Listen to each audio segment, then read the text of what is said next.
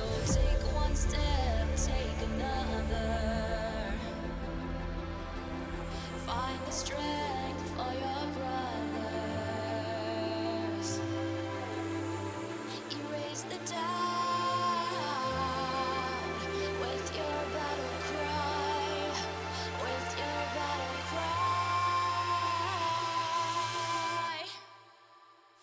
You feel the earth move to the drum of steel boots.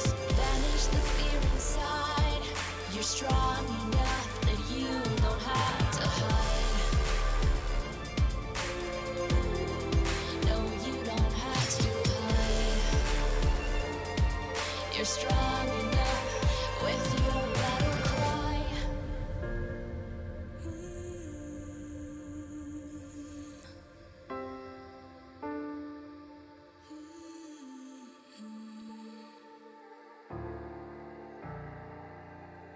Brings you to your knees.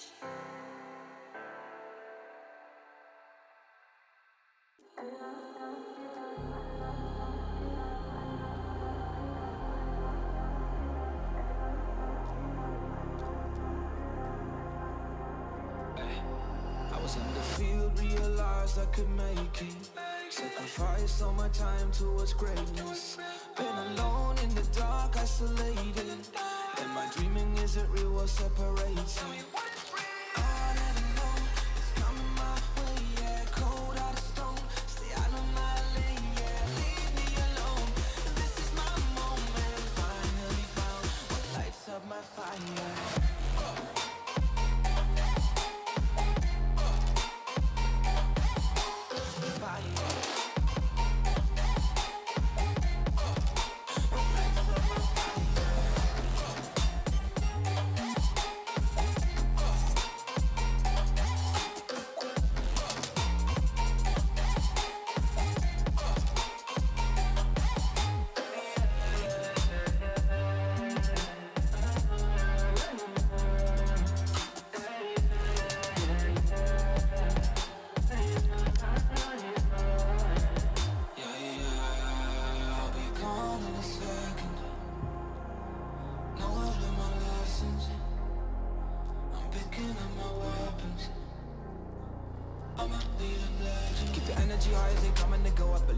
When I'm taking it home, I'm stepping it up to another level. Time moving faster than ever before. They don't really know about honesty, but they don't really grow. Honestly, I cannot be stuck constantly. Consciously is a part of me. And I never know it's coming my way. Yeah, cold out of stone, stay out of my lane. Yeah, leave me alone.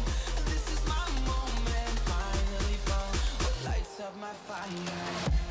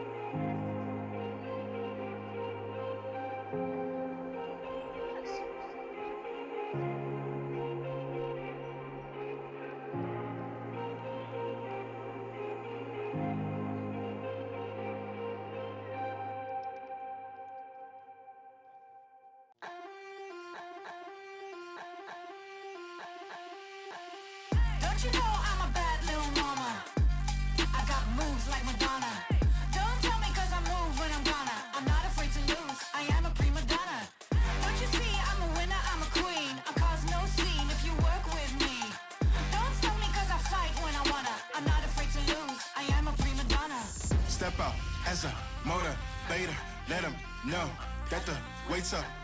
That's how we know when we level up. Hey, that's how we know when we level up. Level up. All we know about is level up. Are we ready not to level up? You know we fall and we get up. Level up. All we know about is level up. Are we ready not to level up? It's time, get up. Back against the wall, still I'm standing tall. Know about the ball, I got my fan with me. All we know is ball to empty out the mouth. The chosen one they call, I take my fan with me. Know about it if you tell, know you're breaking codes. But your credibility and all fall like dominoes. Can you really take a stance? All I wanna know. Need me real ones when it's time to go. Stepping in, elevator. Deuces to all the haters. That's all we know when we level up. Yeah, that's all we know when we level up. Level up. All we know about is level up. Are we ready not to level up? You know we fall and we get up. Level up. All we know about is level up. Are we ready not to level up? It's time, get up. I found out I'm not alone, 'cause I'm just like you. We are fearless when we fight and not afraid to. Level up. All we know about is level up. Are we ready not to level up? You know we fall and we get up. Level up. All we know about is level up. Are we ready not to level up? It's time, get up.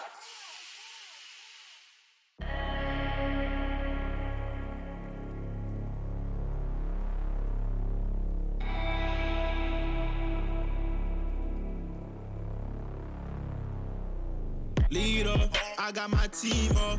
I've been a dreamer. I switched the scene up. I done got that green up. It don't make me fiend up, but they know I'm being with the rats. Call me the fiend up. Every word, smoke up, no lean up in my soda. Fresh and clean, got no hold up. I've been an outcast, me and scared we told ya. Been in that backseat, fact speak. Move that word, but it ain't no D-R-U-G-M-B-M-U-S-I-C. I'm only human. If you cut the skin, I bet I bleed. And when my back against the ropes, put in that work, I lead. I see the vision clear, seeing things that y'all don't see. Two dubs on the vision, call it 2020.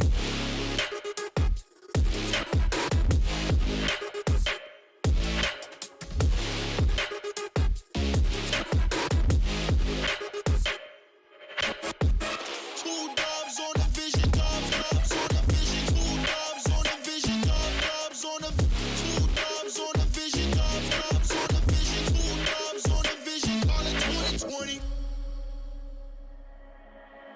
Beamer, I got my team up. Hit it off from rapping, we stacking, getting my green up. We all leaned up, took it a while, trucking a minute a mile, fucking up every style. You in it now, told her my family is proud. Willing to fight and we proud. Bitch, I don't wanna talk, I just walk rock. 100 bands cash, trying to get on my stock. Love all my fans, fuck on my ops. We just make jams, all I make pops. Girls gon' dance, homies I rock. Came too far, and we ain't gon' stop. Gave my life and I took my shot. Yeah, rose up top and I took my spot. Yeah. If it's a problem, then we really ready. Yeah, hunted with me and we for the war. My heart is formed and my vision deadly. I've been dialing in my sights, see it 2020. Two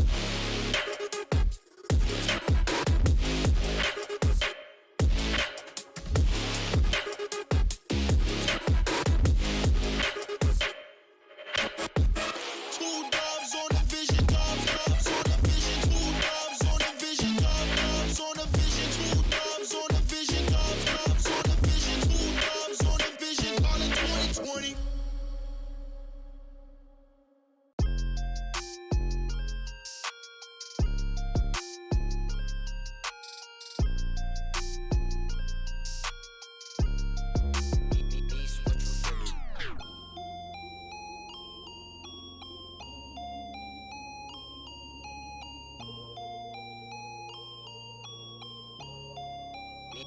What you finna There's no defense, I'll buy it if I want it. I'm going supersonic, come on back for it. Alright, okay, running out of luck.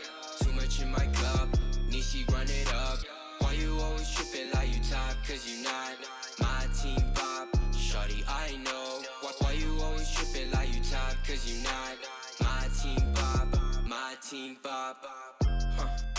Who really got the block, Sipping to rock in a cop car, They say they wanna party with us, 12 as and how much be that boofy, it's a la, My feature price bigger than your bank account.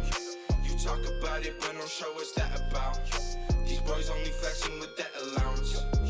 We swimming in the down. I'm only f***ing you if your toes cute. Brown skin, goddamn, that's my soul food. I'm winning for the record, check your memo, bro. Generation of destruction, you'll remember us. LSD used to do promethazine. I'm only THC, Hennessy is my new lean. We no longer up next on top. Let your girl, but she counting my checks. There's no defense, I'll buy it if I want it. I'm going supersonic, come on back for it. Alright, okay, running out of luck. These are those moments I don't think anybody else is going to forget.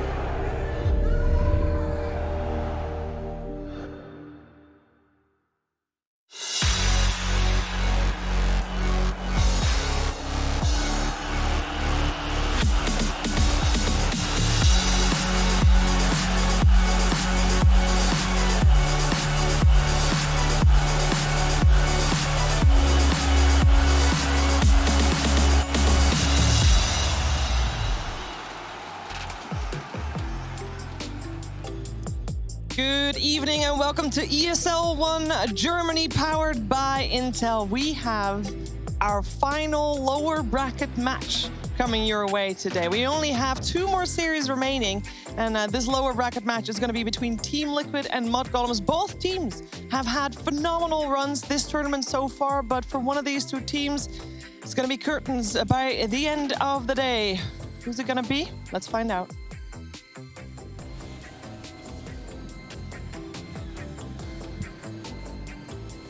All you need to know is that we're holding on. Even if we fall, we will rise up and we follow the path that we believe in. No, we're not gonna stop until we reach it. All you need to know is that we're holding on. We rise up from the dust and claim our throne.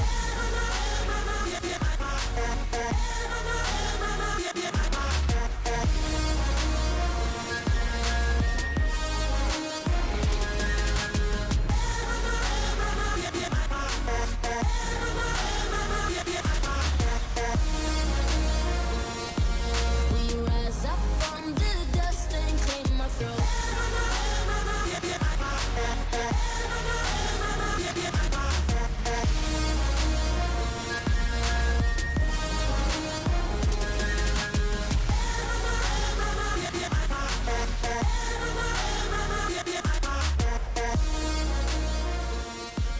We rise up from the dust. Welcome to the Mercedes-Benz pre-show.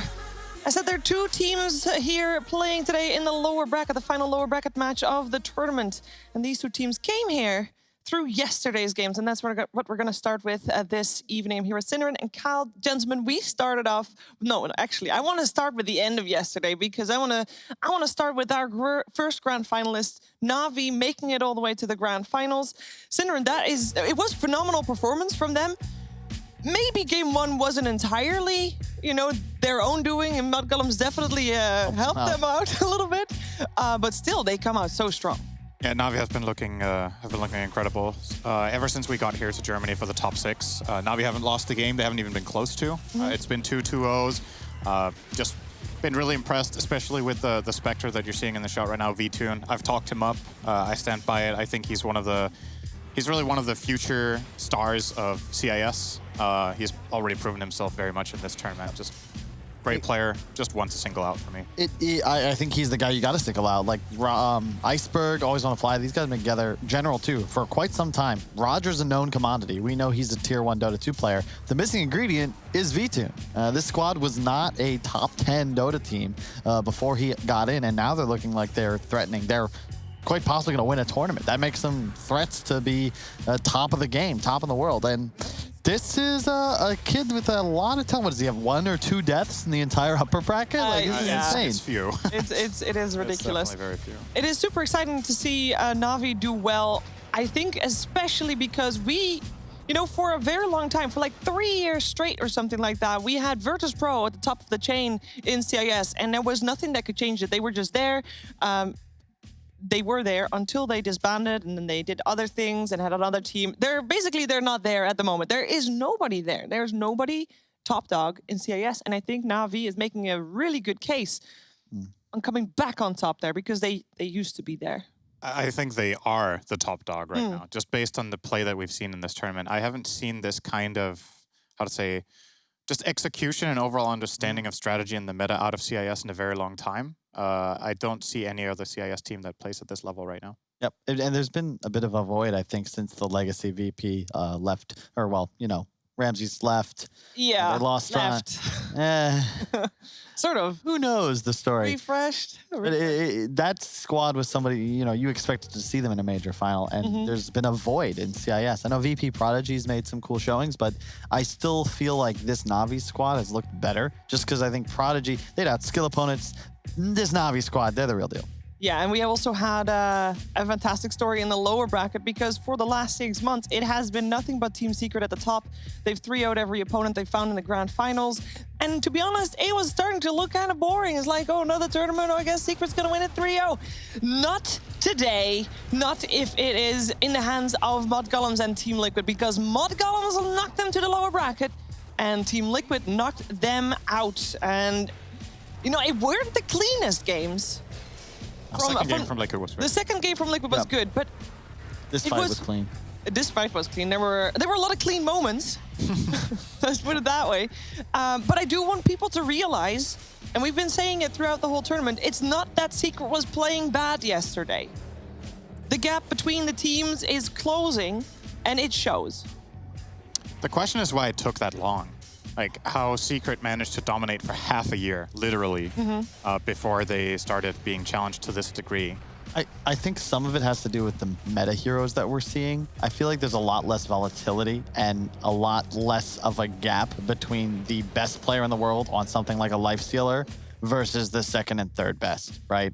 Morphling, as an example, there's like 11 tiers of skill above S. Yep. And you watch Nisha play, like, geez, this guy's like absolutely insane. Some of these guys in SCA as well. Whereas I think the strategies nowadays are much more about just comprehensive team play, and the individual skill gap. Because I think Secret individually are top 3 on every position for their placements. And that isn't as relevant now with so much emphasis on team fighting. Yeah. Two people that also were very happy to see yesterday's result. I think we're commentators, and we actually have Fogged and Owen in the studio, virtually in the studio with us. Guys, yesterday's games, I mean, you guys have been involved with Team Secret winning a lot. Like in this 6 months, you've seen them a lot of games. You've seen them win a lot of times, and now it's finally, you know, we already know Na'Vi made it to the grand finals. There's going to be a different grand finals regardless, with mudgolems and Liquid being one of their challengers. What were your reactions to yesterday? I mean, I think it's very exciting. You know, that's sort of the truth of it. You know, sorry to Secret and all that, but you know, nobody wants to see the same team win everything over and over again. I mean, I'm sure yesterday there was even Secret fans watching, going, "Yes, we lost." You know, because it's just different. We're going to get something different. Secret's going to have to come back at the next tournament, and we're going to get some new finalists. We're not going to get. Well, we might get another 3-0, but with the teams that are left in, I don't think we will. I think whoever makes it to the grand finals, it's going to be very, very close between the 3 teams that are left. My big takeaway, I guess, from yesterday would be that it's good to see that longevity of a team is finally starts to pay off for Team Liquid in particular, right? This team has stuck together through some disastrous moments, we could all say, and, you know, just some kind of mixed in between. We finally saw them, you know, when they're playing at their top tier, these guys are definitely some people can look at and can learn some stuff. We mentioned it a lot about during their games, is the stacking. This is the only team that does this. Dude, stacking is insane. Like, what's going on? Why is no one else doing it like this? They do it with every single draft. So I'm always just happy to see a team playing at their peak, and we finally got to see Liquid do so. And is there anybody in particular that you're looking towards if you're going to cast your vote for, well, let's say, you know, an MVP of the tournament? Is there anybody in particular? I think... I mean, for me, at the moment, the 2 names that I'd have to be thinking about are Vincere and Boromir. I think both of these core players have been exceptional. And for me, it's going to really depend on what we see from these last 2 series on who I would actually take to be the best. I'm probably going to lean towards Vincere in those. I just have the feeling that this guy is going to continue to carry at a level that will take Na'Vi all the way here. I'm going to go for my true and trusted supports, you know, my homies, Fada, Insania, captains. They've been amazing. I think they're really the ones that are bringing these teams together in particular and making them look so good. So I always want to highlight them. Yeah, I would too, especially because they are still on the teams that are playing Guys, sorry, that was to Twitch chat because apparently our top contestants at the moment are all players that are eliminated. Thank you, guys. We're going to come back to you for the game that we have later today. Thank you for your insight. And you guys, get to voting for some of the players that are still in, please. Please. Because Miracle's been out for 3 days. 3 days. He's number 2. Like, what's going on? Give some love to my boy V-Tune. It's, I think, split for me. V-Tune and Always Wanna Fly. Always got to give some love to the captain. If Navi wins, you got to figure it's between one of those two. Yeah. One of those 2 players that will win the tournament, possibly. that is still playing. Yes. It's important. I feel like that remains, it's something that, I'm happy that Matuma Man was the number 1 because that did mean that he actually surpassed some of the others.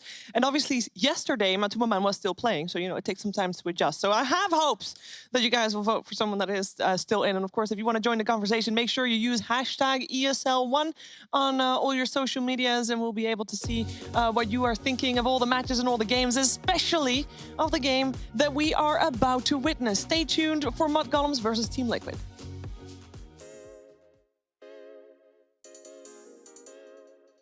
Dota 2 is easily one of the most snowbally competitive games that's out there. If you give away one single kill by mistake during the laning phase, a hero can snowball to the point where they are completely unstoppable, even in a game where they would otherwise be countered. So, for this reason, it's important to have a few tricks up your sleeve to win the game in less than 30 seconds when the opportunity presents itself. For example, if you're a support player, instead of going to the side lane that you're supposed to be in for the bounty rune spawn, you can go to the opposite lane. A lot of the time, people won't expect 3 heroes to be at one of these 0-minute bounty runes, so they'll feed you First Blood. First Blood is definitely a good start to the game, but will it win you the game in under 30 seconds? Probably not quite. But what will win you the game in under 30 seconds is if you wait in the trees and kill that same hero a second time. This is arguably the single most game-ruining thing that can happen to a player in Dota because they have to slowly walk all the way back to the lane, usually without boots, and by the time they get there, the lane is already lost. Something else that you can do to a similar effect is to stand behind a tier 1 tower of the enemy team, waiting to snipe the enemy core's courier before they can get their first round of items. If you can accomplish this, then it means that for a couple of minutes, your lane will have regen and items, and the enemy lane won't. This is very likely to almost instantly win the lane for your team regardless of the matchup. If you're an offlaner, you can pretty easily achieve a similar thing by blocking the enemy team's first creep wave, such that your first creep wave runs directly into their tower and dies.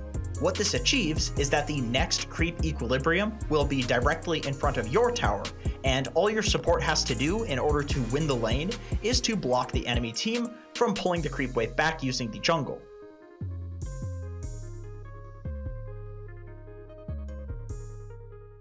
We rise up from the dust and claim our throne.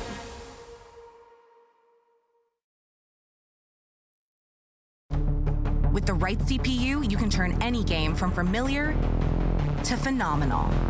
Unleash the potential in all your gaming with Intel 10th Gen processors. With its optimal balance of threads, cores, and frequency to deliver elite real-world performance, only Intel can bring Marvel's Avengers to life with in-game PC optimizations. Supercharge your Marvel's Avengers experience with Intel Core i5, i7, and i9 processors. What's your style?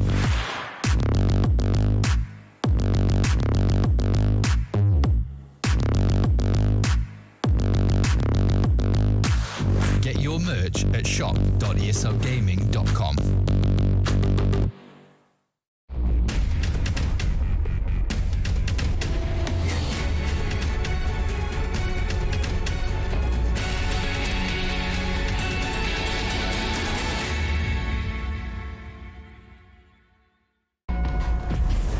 Multiple witnesses have reported mysterious shadow sightings all around the city.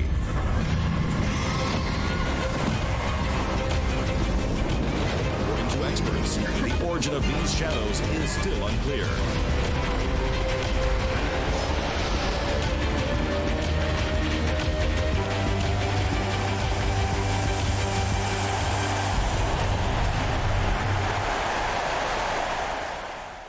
Your favorites will play soon. You hope for the win. Excited about the game. But something has changed. You start to doubt. Will they pull it off? Or will they drift away? You pull yourself together because you're sure they're revved up to win. You know they've prepared. They've picked the right course. And even when there's no chances, you believe they will win.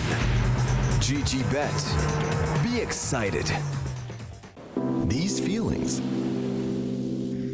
are waiting for you to come back.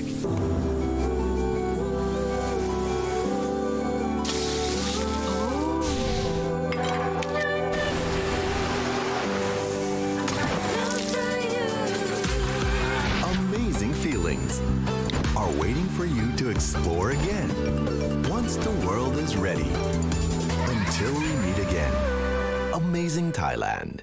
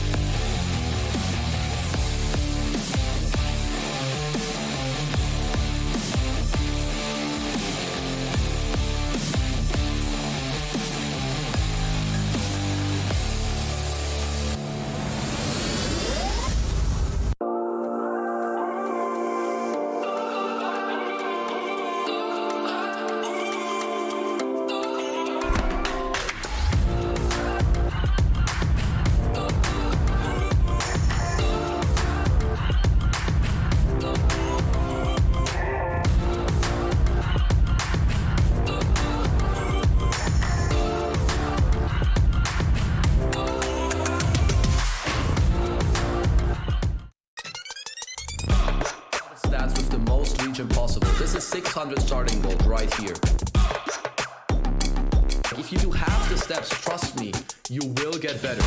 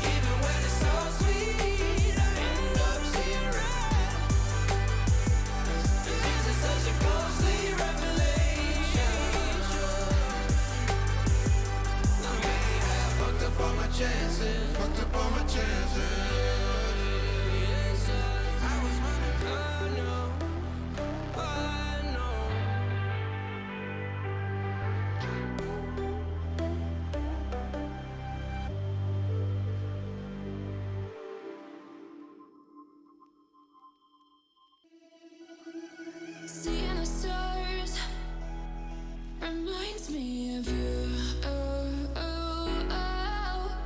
You left me with scars, but I know that one day you'll see. ESL 1 Germany 2020 Online is brought to you by Intel, Mercedes-Benz, Mountain Dew Game Fuel, DHL, GG Bet, Corsair, Acer Predator, and Bitburger 0.0.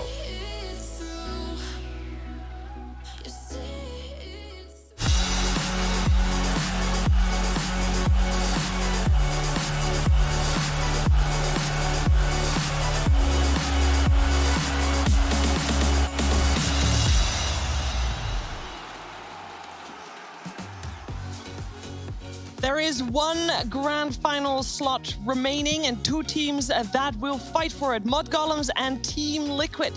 They are no strangers to each other either. They have already had 5 games against each other just at ESL 1 Germany here.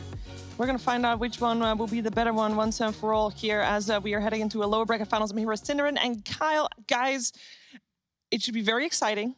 And I first want to start off by talking about the road because both of these teams have knocked down / out Team Secret. What is it that these two teams have in common that they were both able to do that? I I mean, first of all, we didn't expect it, right? Let's start there. Yeah. We didn't think any of the teams had it in them, but I think what's been most impressive for me about both teams really is their ability to team fight. Excuse me. They're just doing a really good job with understanding timings. Like, this is how we want to play fights, and this is when we need to take them. Especially for Liquid yesterday, the most impressive thing for me was when they identified in the really hard game 1 against Secret, this is the one possible way we win team fights, and then they just nail it 3 times in a row. That, to me, is super impressive, and not something I think we would have seen very much of a couple months ago from Liquid. Yeah, I just love to see how they've grown. You know, this squad, they came over from Han together. I've known these guys for like a really long time, so soft spot in my heart. You always got to root for the Han boys, and they've just stuck it out, and they've grown and grown. And it's interesting because it's effectively the opposite of this mudgolems roster, where you've got a bunch of journeyman mercenaries rallying behind Fada, a little bit of new blood, whereas Liquid is just sort of slow and steady progress. So different philosophies and how the team came about, but yet here they both are. Yes, and in that point lies a question, because they met each other at the first series of the tournament, right? And what you're saying is Liquid has been the steady force, they just muddle on, don't win any tournaments, but don't end last too often either. They do it a couple times. Unnecessary. Sorry. And then here comes mudgolems. Sure, they lose the first series here against Team Liquid, but then the next time they meet, they learn from it, they improve, they do better, and they came from the lower bracket. They made a longer run from the upper bracket. They made a longer run in the upper bracket than Team Liquid did. Yet they are way younger. They are not as, okay, there's a massive difference between being together for 1.5 months, like mudgolems, and being together for 2.5 years, like Team Liquid. How come these teams are now at the same level here? A lot of the times in Dota, we have these teams, like we talk about the honeymoon phase or whatever, right? Where teams get built and they do really hot in the start because everybody's super motivated, the communication is on point, you really want to impress each other and yourself, so your work ethic is great. I think a lot of that is probably coming into play here for them, but at the same time, as we've talked about a couple of days ago, you can't just always say, oh, it's the honeymoon phase, because how many teams try like this and don't get to where mudgolems are? I think Kyle kind of hit the nail on the head the other day when he said how good of a job Fata is doing for this team in terms of just overall leadership, understanding of the game, bringing them on the same page and drafting. But he's not infallible. I think yesterday was the biggest mistake we've seen from them. That has me a little bit concerned going into today for them, that they could make that kind of a slip up in a game. If I know anything about Vornia, Skeeter, not known as the most reliable course. The fact that they're top 3 and that they've looked as solid as they have, hard-fought wins against Secret, not flukes, is really impressive to me. Because if you remember watching that aggressive mode team way back, I think at Mad Moon in March, they were just totally wild. And he's taken a core player from that squad and suddenly he looks polished. It's reminiscent of how V-Tune even looks in Navi. I'm surprised it took so long. Fada and 3-3 have been a pairing for some time, and you just haven't seen them, right? Because they just haven't been getting results, and it just clicked. Sometimes it's a band, right? The right guitarist, Lennon shows up, and suddenly you're the Beatles. Second time we heard the music reference. Yeah, I don't know if it's because they didn't get results. It's because they didn't try, right? I think Fata and 33 haven't played just competitive Dota period for half a year. Since they got kicked from Alliance, yes. They took a long break, basically, to rebuild. And I think what was the case was maybe a little bit of fatigue. They both wanted a break. But at the same time, they were also looking at the landscape, and they were like, there's not the players available that we want. And nobody else has shuffled. The fact that there's Alliance... been very little movement very little right now. So I think at some point, they just realized, okay, here's some up-and-coming players. We're getting these and these opportunities. Let's give it a go. Let's give it our all.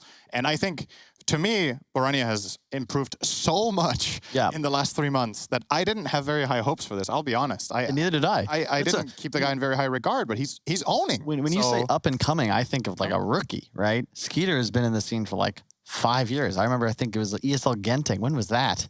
I was playing, I think. 2016, 2017, right? He played at that tournament. This is not, and he was at a high level. And since then, you just didn't really feel that was when we saw him. But that 3 years later, and now he's finally back on stage.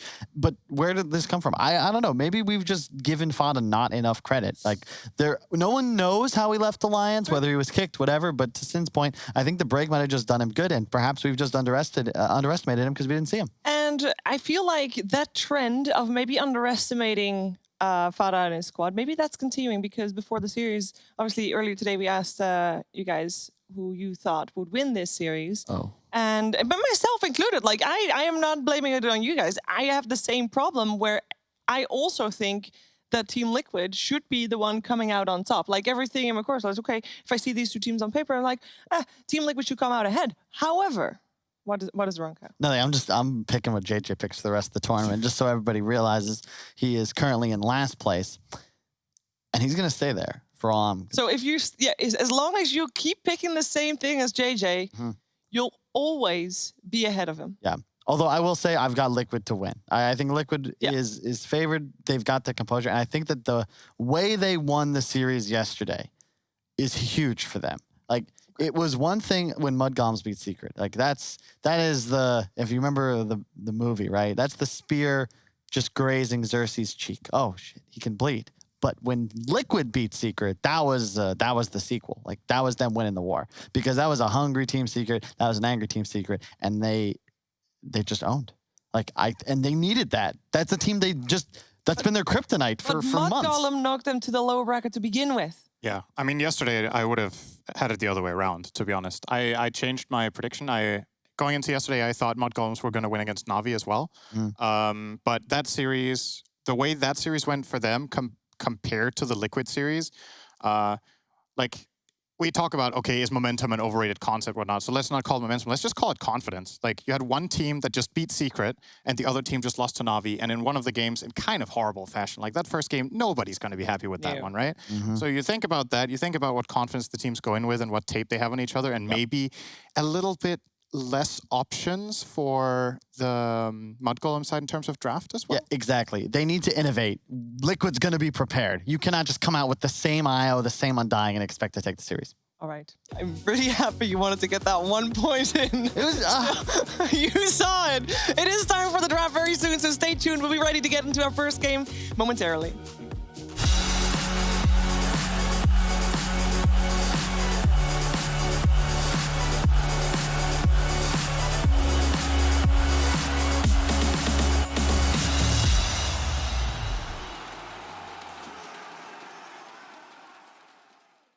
All right, Effie, let's go. You got this. So funny. I haven't played mid in a while. I think I'm gonna give it a go. Wind Ranger.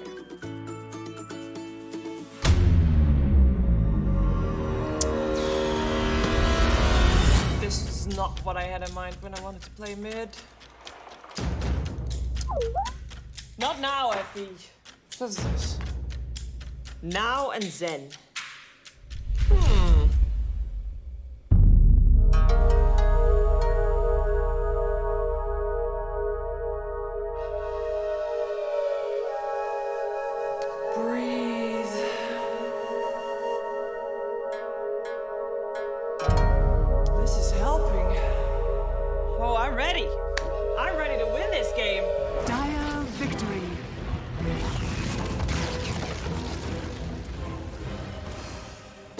Useless.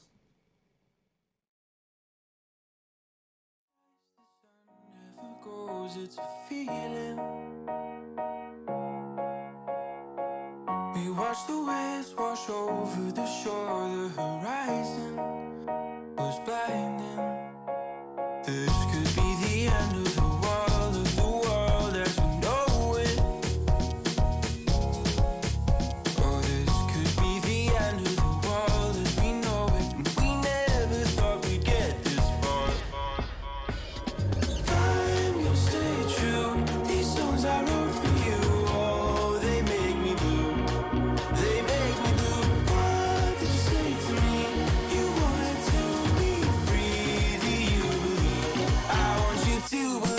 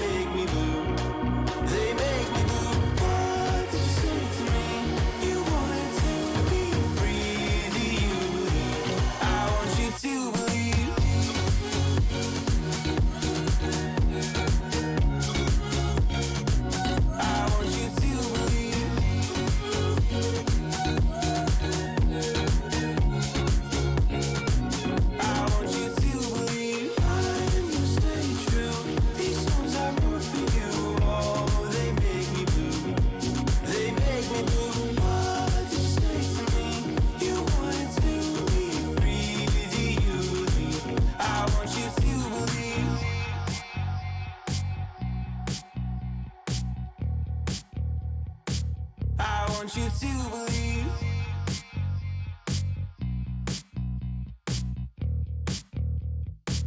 I want you to believe. When you feel it's hopeless, when you think that you lost, oh, I will take your hand and we'll rise up from the dust. Oh, here we go, go, go, let us heal and grow. You won't be alone, we're unstoppable. Don't be afraid to show what we're going for. This is what we know.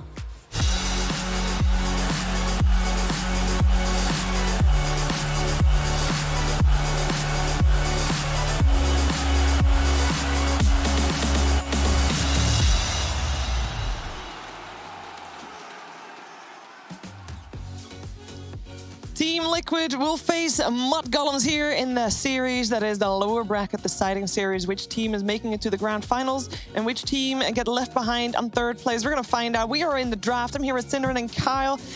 What is up, Kyle? I'm just saying, you're not liking the band analogy, but Boxy's rocking those headphones like a DJ. Just throwing that out there. I also know that Team Liquid has got a fantastic, what is it called? Not the Guitar Hero, but the band. Rock Band? Is it actually called Rock Band? Yeah, they're addicts. They are absolute addicts. I am not even kidding. They are absolute addicts. I love the team, by the way, just because in many ways, Dota teams operate like businesses. Team Liquid are like actually friends. Like they're a good group of guys. They like spending time together, and it's nice. You know, it'd be cool to experience that. Well, they miss a singer, I've been told, in their Rock Band composition. Let's gonna hit the high notes. No, I think he's a guitarist. Oh. I think it's Boxy on the drums because he actually used to be a drummer. Really? Yeah. Makes sense. I think it's it's Boxy on the drums, guaranteed. Who? What does Koikva play? I think Koikva is also good. I think everybody that's not on the drums is a guitar. Oh, I thought he's probably just in the gym while the others play. Yeah. Oh, there's definitely a chance of that as well. There are also two different guitars because you can either be the bass or whatever lead. I have no idea, guys. I've only played it when I was the drums. I don't know how to play the guitar, so I only paid attention to the drums. And then when someone else did the drums, I was seeing. Let's take a look at the draft, by the way. Guys. I really would like to talk about some Dota here because we do have Lone Druid banned again against Team Liquid. And we have an opening of, a Timber Saw there second. And Oracle gets stolen away by mudgolems. I think that's an excellent pick here. You don't give that to Insania after watching how Liquid used it in the previous series. Although it is not really a Fada hero. He's much more comfortable, I think, on stuff that used to be core. He's always playing like the Jakiros. I saw him play, was it Snapfire the other day? Like, it just feels like something without wave clear is still not something he's super comfortable with. It's definitely one of his strengths is macro because he has played high level core. Yeah. So if he's playing a hero that can use macro, he will be very good at understanding, okay, here's where I can sneak in a wave, or here is where I should be pressuring the map. But I have seen Fata play Oracle before, and I think he's pretty good. It's probably not as good as Insania's because there's very few that are. But Fata is definitely very solid on the save heroes that he has played in the past as support. So I'm not too worried about his individual performance here. I'm a little bit more uncertain about the opening of Oracle plus Lifestealer. I don't know how sold I am on this concept in general, just because Oracle wants to save somebody, and that save needs to carry with it some sort of massive teamfight impact. And to me, Lifestealer, a lot of the time, doesn't need that save. And then if he actually gets it, then he can still he still has the same inherent problems in the fight that he can get kited or... You're typically not getting burst down, you're getting kited. Yes. If you're playing Slark, if you're a Morphling, then the save makes sense because, that little bit of a window to get your spells off, you're now full HP. But Lifestealer is more of a durable hero, and now that there's a Timber Saw on the other side, you expect there's going to be more tools to either sustain through the Lifestealer damage or just kite away from him. And I like the Timber just because it sort of takes the power in the draft. It's now up to mudgolems to make sure they can answer the Timber Saw. And it's certainly earlier than we typically see it in the tournament, but we'll see. I mean, OD's been getting banned. We haven't seen it yet, but that's something you got to be keeping an eye on. I really do like that with an Oracle. Having double save mechanics is super strong when you're running this as your 5. And what I really like is the Earth Spirit. I'm not really a big Earth Spirit fan, but I know for Team Liquid, one of the problems that we see is normally that they're a little bit slow getting started. Taiga on Earth Spirit will make sure that very early on he'll make those rotations and he'll help out Koikva if needed. He is on every lane where needed on his Earth Spirit, and I think that is exactly what they need in an opening game like this. on top of that, I feel like Liquid yesterday were really, really good at counterplays, and Earth Spirit is an amazing counterplay hero. It's one of those heroes where it's super rewarding if you're in the right place at the right time. Come out of the tree line, there's a roll, you don't see it coming, somebody gets stunned, the silence into slow. And it's also a hero that I would say kind of really... It's kind of confidence-driven, you know? Because rolling is a hit or miss spell. Yes. Like if you're not feeling confident in the moment and you roll in and you miss it, you got to feel yourself to play this hero really well. And Taiga's been playing awesome, so he's definitely ready to roll. My brother played a lot, and his main gripe with the hero was like, look, I might be amazing at this hero, I might be well practiced, but eventually I'm gonna miss a roll. And then, you know, I could be a hero that just hits their spells every time. And the exception of maybe Jerax, I think that there's always going to be a little bit of RNG on the hero. You're forgetting DJ there. It's a little True. mean. I don't get to watch SCA Dota as much as I should. I mean, he's not playing Earth Spirit that much anymore. Everybody misses rolls, even the best. They do miss. And I think what really separates the really good from the amazing Earth Spirits is the foresight. I think that's what Crit, for example, when I watch him play Earth Spirit, does the best, is that he waits that extra half second to a second for the certainty. It's like, a lot of the times when you play Dota, you want to do something as fast as possible because you're like, oh, if I get in a little bit earlier, I have a better fight. But a lot of the time, it's better to wait. Let the fight develop, get that really big counterplay, the 3-hero silence instead of the 1-hero silence, or rolling on the perfect hero, getting your magnetize off well. So again, like it for Taiga for that reason, the counterplay. Totally agree, Sin. You want to hit your spells on as many heroes as possible, Sheep. Very important. Thank you for this pro tip. Somebody was watching the newbie stream during World Finals today. Now, the Tiny, speaking of rocks, I'm a big fan against Rubik alone just because you have the burst potential to blow it up. And you know it's going to be Insania's hero as well. However, it's not really great against Timbersaw. You could argue it's terrible against Timbersaw. And it doesn't provide any sustained damage, and it doesn't help them with getting kited. It's just further initiation. It's just not an elegant hero. It's likely a 4 in this draft, right? You don't play core Tiny into Timbersaw unless you have to, I think. So I'm not even considering this very much of a flex pick, because if they do end up putting it mid, it's going to lose probably to Boxy. If he goes mid on the Timber, Koikva also plays it. The Rubik is a 5. This is one of the few teams in the world that play Rubik 5 consistently. Team Liquid, Insania loves it. I'm not sure what he's seeing here. He's like, damn, I didn't get Oracle, so I want the... I was going to say exactly that thing. But if Oracle plays well, it's almost impossible to steal False Promise. It's long cast range. You're a support 5 Rubik. You might not have many items to position yourself.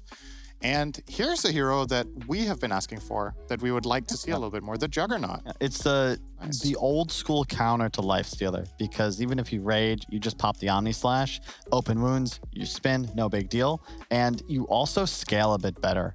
It's one of the rare heroes that can actually go toe-to-toe with the Lifestealer because your ultimate is just so powerful. It's just... Without a steroid, Jug has felt weak. I like the synergy with Timbersaw, so you have a lot of damage, and then the added sustain means that if you get a little bit of a lead, like you just kill any tower. You force defense, because a healing word Timber Jug, that will kill any towers undefended easily, and you can stay on map almost at all times. So now there's a lot of sustain on these 2 heroes, plus kill potential for the Earth Spirit, which is key.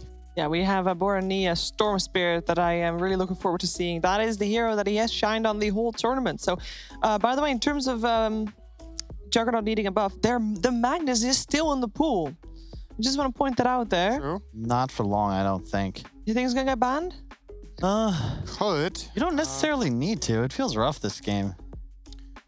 I mean, like Sin said, Koikva could play Timber, Boxy could play Mag. They could switch it up as well. I think what I'd rather see from Liquid than buffing up the Jugger with Mag is actually doubling down on playing this kind of style that Kyle was just talking about, where you rally behind the Timber and you play around this, where you could get a mid-hero for Koikva, like let's say, for example, the Death Prophet or Dragon Knight or something like this, where you take charge and take the towers, because the Mudgolems lineup, they have build-up time here. They're not ready to go. It's an amazing DP game right now. Like, this is a sick pick. I agree with that wholeheartedly. If you think back to like days of old, the Jug first rose to prominence as an early game carry. You'd get a drums up, you'd get a quick item. If you compare that to the Lifestealer's game impact, around the 10-50 minute mark, Jug's going to heal your entire team, run down, click towers. Lifestealer's still going to be trying to just get an armlet up, actually become useful. You don't want to engage in these early team fights. So I 100% go with Sind here.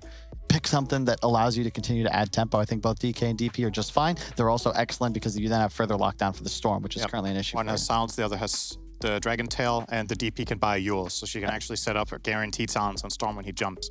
And the reason I think it's important to have a solution to Storm here is if you want that healing ward to stay in the fights, you need to be able to stop Storm when he jumps it, or he just takes it out for free every time. So what do you want to see from mudgolems then? Because, you know, we spent a lot of time talking about what Liquid is doing with their draft, but, you know, mudgolems, they have their Storm. That's their comfort hero. They have their lifestealer for Skeeter. So I'm pretty sure we're going to see a 33 hero here, right? And the last pick, unless they do something crazy with a tiny 3 or something, I don't think that's happening. Necro? Pango?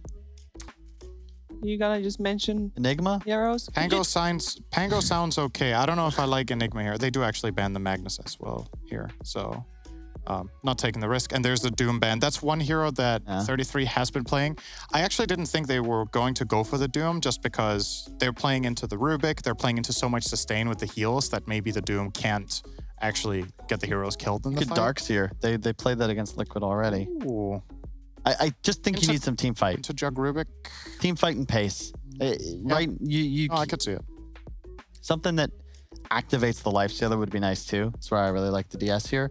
And you would really like somebody who can buy auras. You're playing with an Oracle on the team. You have a Storm. I want somebody that can just grab the Greaves, maybe the Vlad, something to keep the team alive. Do we have enough against Timber, do you think? No, but if you're addressing the Timber Saw in this draft, I think you're going to find yourself in a hole. I feel like the Storm is enough. Like you have Storm Lifestealer. It's not perfect, but it's a different purple hero. Void Spirit. Not Darkseer, but Void Spirit. Huh. What is their lane? Is it Void Spirit tiny offlane? That doesn't seem... But it seems like that would be the case. Void Spirit is decent against Jugger in lane just because you can always get away from Blade Fury. You use Dissimulate, you see which direction he's going, and you just go in the other one. Rubik 5 is relatively weak laner, so you're fine there. Okay. Oh. I dig that. I dig that. That is like the anti-Oracle. This is a miserable hero to play against the Oracle. If you get Grave Chilled, you are dead. The birds can just run for you. So I'm sure that's an Insania brainchild against this first pick. However, it's not ideal. You're really tanky. Storm doesn't deal much damage because it takes him so long to burn through the cloak. It's very good here, and it's the same logic as DP and Dragon Knight would have been, right? It's this idea of we group up with our Jugger Timbersaw timing, and then our mid hero has presence in this stage of the game. Yeah. This Liquid lineup looks so strong minute 20, and I'm concerned if there's a pipe on any of their heroes, whether mudgolems actually have enough damage to kill them in a fight. I 100% agree. And Roge also is open to them whenever they wish. So it's just that concept. I always go back to the Sam Sal truth. Whatever team needs fewer fights to win is more likely to win the game. Liquid, you need one team fight, one tower, and Roche. You have a game-winning advantage. Mudgolems, it's going to take a lot more than that. It sounds very easy for Team Liquid for this one, but we know that they will not make it easy for themselves anyway, and definitely Mudgolems is not going to make it easy for them. So let's head over to our first game with ODPixel and Fogged. What do you need to What happened? you?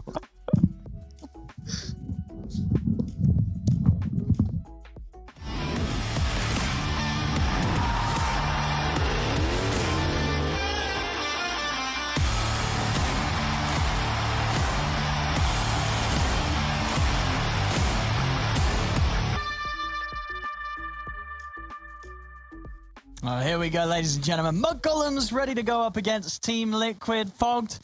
We've seen the lineups. We're getting some interesting finishing picks from both of the drafts. Mudgolems throwing in another Spirit. The Void Spirit's going to come out for 33 on the offlane. And then Team Liquid doing what they have liked to do quite a few times this tournament, come in with these sort of very liquid last picks this time. It is the Visage. We did see this before, but I don't think it went too hot last time they tried it this tournament. No, I remember it struggling quite a lot. I remember they just I think they got like danced around in lanes, and it was quite. I think it was quite for playing it, right? Or was it? It might have been.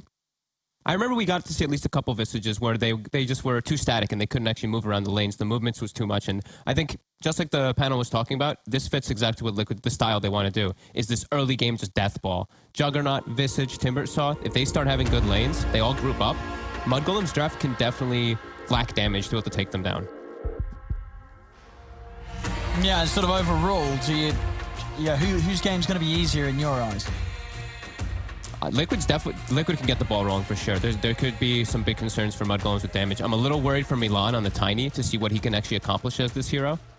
We've been seeing it falling out of favor recently, especially. So yeah, we're going to see what he can actually do, because they just don't really have that great wave clear. Like, looking at their lineup, who's going to be the one to just stop the tower pushes? Usually you have a hero that just parks himself, like a Timbersaw or something like that, or just constant nuke, like a Wind Ranger or Lina nukes to push out those waves. They don't have this.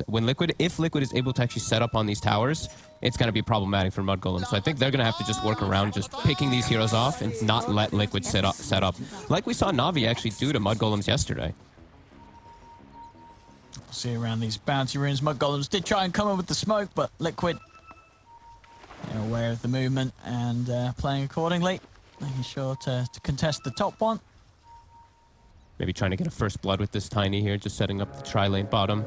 Always nice to get a start like that versus a Timbersaw. Just helps to carry quite a bit, especially versus someone like as good as Timbersaw like Boxy. I mean, after yesterday, you saw him just pop off so hard.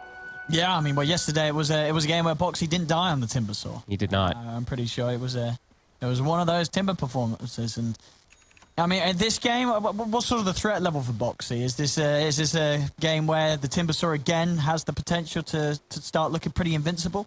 Yep, definitely. As soon as he gets hit online, I mean, as long as Tiny's not having like a super insane game, and as long as Storm and Roidspirit are having these crazy games, he's going to take over, and it really will feel like that, I do believe, for Boxy this game. It's going to be, I do want to see Milan making a lot of moves, though. I feel like he can look to punish. Like, as soon as the Storm Spirit hits level 3 and 4, Visage is a very slow hero. I want to see Tiny, I want to see Milan moving between mid and top a lot, trying to look for those toss-back plays.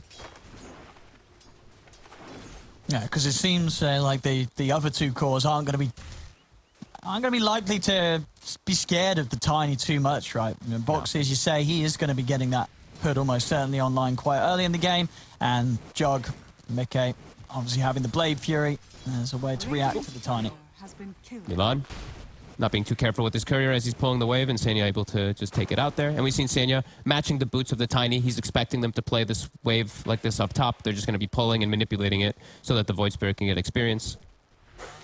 Double melee lane, not usually very favorable versus that Jug. But it's a Void Spirit at least, so he'll get to Simulate probably level 2, and he'll be able to get some decent survivability. I see this as well. Tiger getting the really deep pull, and Boxy not wanting to miss out on it, so does actually TP over to make sure he's actually the one to benefit from this deep, pull of the creeps that the Tiger pulled off. Yeah, gonna be able to deny a full wave from the Lifestealer for sure here. Skeeter, let's see how he manipulates the wave, what he decides to do, because he does have double range creep hitting on him right now. No, he's just gonna hold it here, make sure that it meets the next one. I mean, the fact that he does have the double range creep should mean that he's going to be able to tear through a few of his own wave here, right? So he'll should be able to get a few denies away. Yeah, at least. I think it looks like 2 creeps at least. We do see Taiga. He's walking in and blocking the pull constantly. He did just walk in and block it again. But there is the big pamp open for mudgolems down bottom if they are looking for that. Yeah, we'll see if they do try and cut that tree and get that pull through going. Yeah, so far, I mean, even with the ways the creep's been manipulated, Skeeter, his farm is looking very good. They get the side pull off. Taiga, can he interrupt it? He actually cannot. So Fada gonna get that successfully. And Skeeter, yeah, he's gonna be able to get this good farm. Boxy, he's gonna start to catch up once he gets these levels. Mid, Insanya's actually making the move. He is. Baranya's gonna get wrapped around upon by the Rubik. He's trying to turn a burst down quake for Pops. A Fairy Fire won't save him. Good move from Insania. Catches the Storm off guard. Such a quick move, too. I was saying that I wanted Milan to be the one that makes that move, but Insania seeing how easy of a lane it is for Mickey not being pressured at all, he can make that move. If he can do it in that quick motion there, that's a real nice start there for Koikman. This is exactly what Liquid They get the combo here, and they've done it. Oh, a lovely setup. 33, just laying down the Remnant, and that pull duration, obviously enough for Milan to come in with the combo, and obviously Tiny's combo, plus the pulse damage from the Void Spirit, that's enough to burst a Jug early on if you can get in before he has an opportunity to Blade Fury. 687 magic damage. Literally just perfect. Yeah, the way they comboed it. And Mickey's got to be, I mean, I think he's definitely going to be very scared about any Remnants to start flying out now. Remnant catches him and they will combo him from 100 to 0. I actually cannot believe that they're able to do that. Milan just hitting the 3 just before they go for it there. Just having that literal perfect combo with the Avalanche triple damage. Again, we've seen Insania kind of playing around mid. Aggressive glyph coming out from Liquid. They're trying to trip up warning here. It's going to be bottom. Tiger's going to be able to come in and grab that. Might actually be able to come in onto the mid lane. Baranya gonna get stunned, kicked back into Quoigfer, but Milan is around. Milan's gonna start running down Tiger. He's in with the avalanche, tossed back underneath the Terrans. The burst of Baranya, they'll get the kill. Insania, oh, he tried to come in. Now Insania. Now he might be in trouble here, Milan. He's closing in, he'll have the combo in a bit. He's got the mango. He's taunting him, he knows. So what the plan is here from Insania. He's trying to juke. And Tiger is TPing over to the tier 1, see if he can help out in time. He can't get the combo enough here.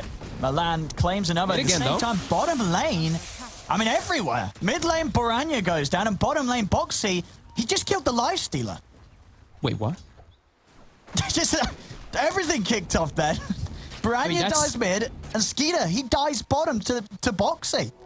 Skeeter just not playing careful when Fado walks away from him for a second. Both of these safe laners going down in lanes you probably wouldn't expect them to. Just not playing careful enough, Skeeter. That's a huge kill for Boxy on the solo. I mean, obviously the mid one as well, pretty big, taking out Baranya, slowing down the Storm. Definitely not where mudgolems want to have happening. As we mentioned, Liquid in this game, if they get the ball rolling, their lineup is going to start to group up. Mudgolems can't be giving away these type of kills. Mudgolems, they are scouting out these stacks. As we do know, Liquid always does set up. They're trying to take them away, but a lot of Liquid members rotating. The birds are online too for Quoigfer. Milan's in trouble there. Insania, he's going to be blocking him off. And the burst to get the damage done, and I got the kill. Quoigfer able to sweep across. Make sure that mudgolems don't really get too much out of that stack, and they lose a tiny for their attempts as well. Oh, and Taiga is just stalking at this Storm Spirit, and Fada is trying to just maximize. He's trying to get this experience mid, but Skeeter is actually really getting pressured from Boxy. This Orb of Venom, he's just hitting him, getting the Whirling Death on him, and then Skeeter gets pushed away. Yeah, not much Skeeter could do sort of aggressively back to the Timber. You know, you're not going to turn and punch back into Boxy with the 3 points into reactive armor.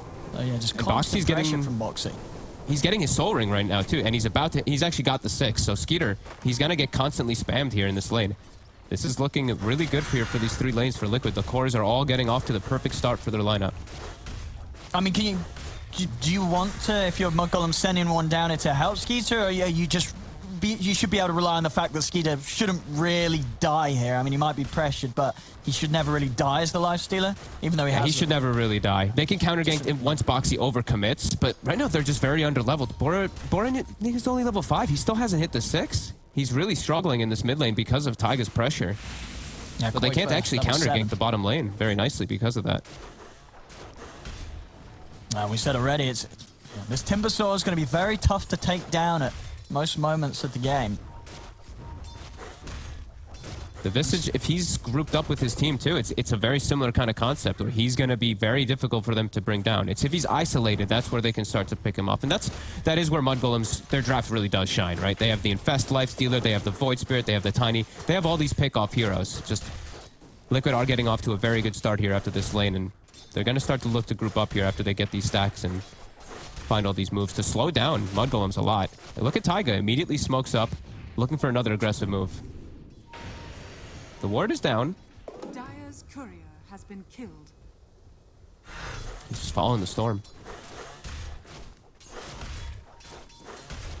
And during the downtime, Insania, doing typical Insania stuff, starts getting the double stacks going.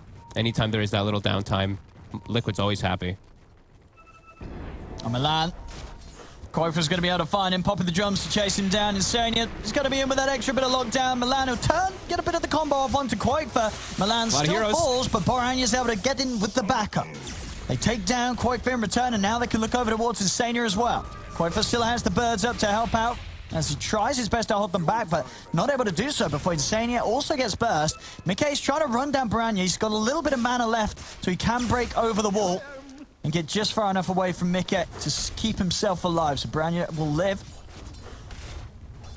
Nice move there from mudgolems, actually taking out the Visage, and those are those situations when Visage, if he starts moving away from lanes, that's where mudgolems, like we said, they can start to shine if they find these little pickoffs. They're very good at the small skirmishes. They're very good at mobility, Storm and Void Spirit.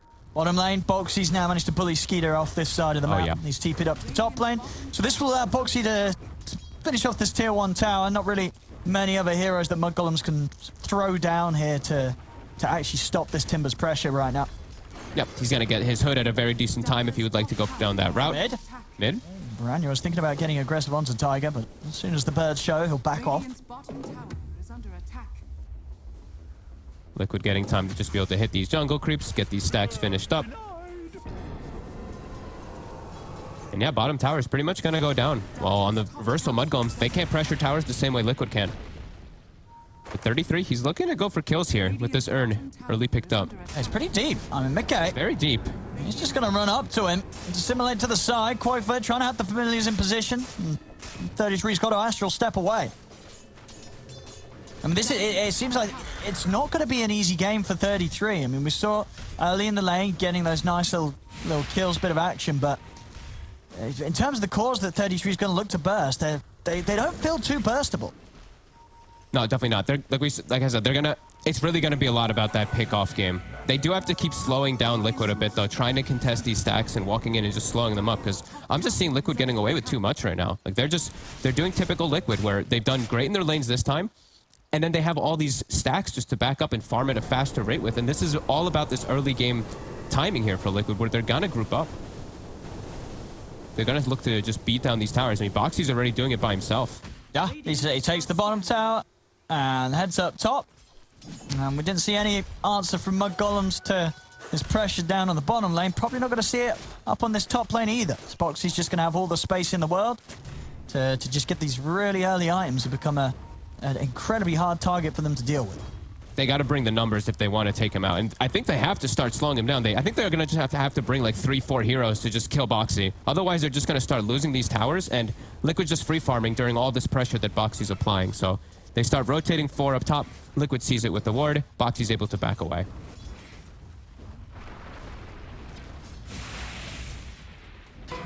I'll see Baranya is queuing up the straight Bloodstone this game. I mean, I think he knows that with the way things are, the Orchid rush is just not going to be quite as effective, especially with Mickey getting this space to farm, and he's going to have the Manta done at a pace that would have been equal to the Orchid that Boron would be able to pick up.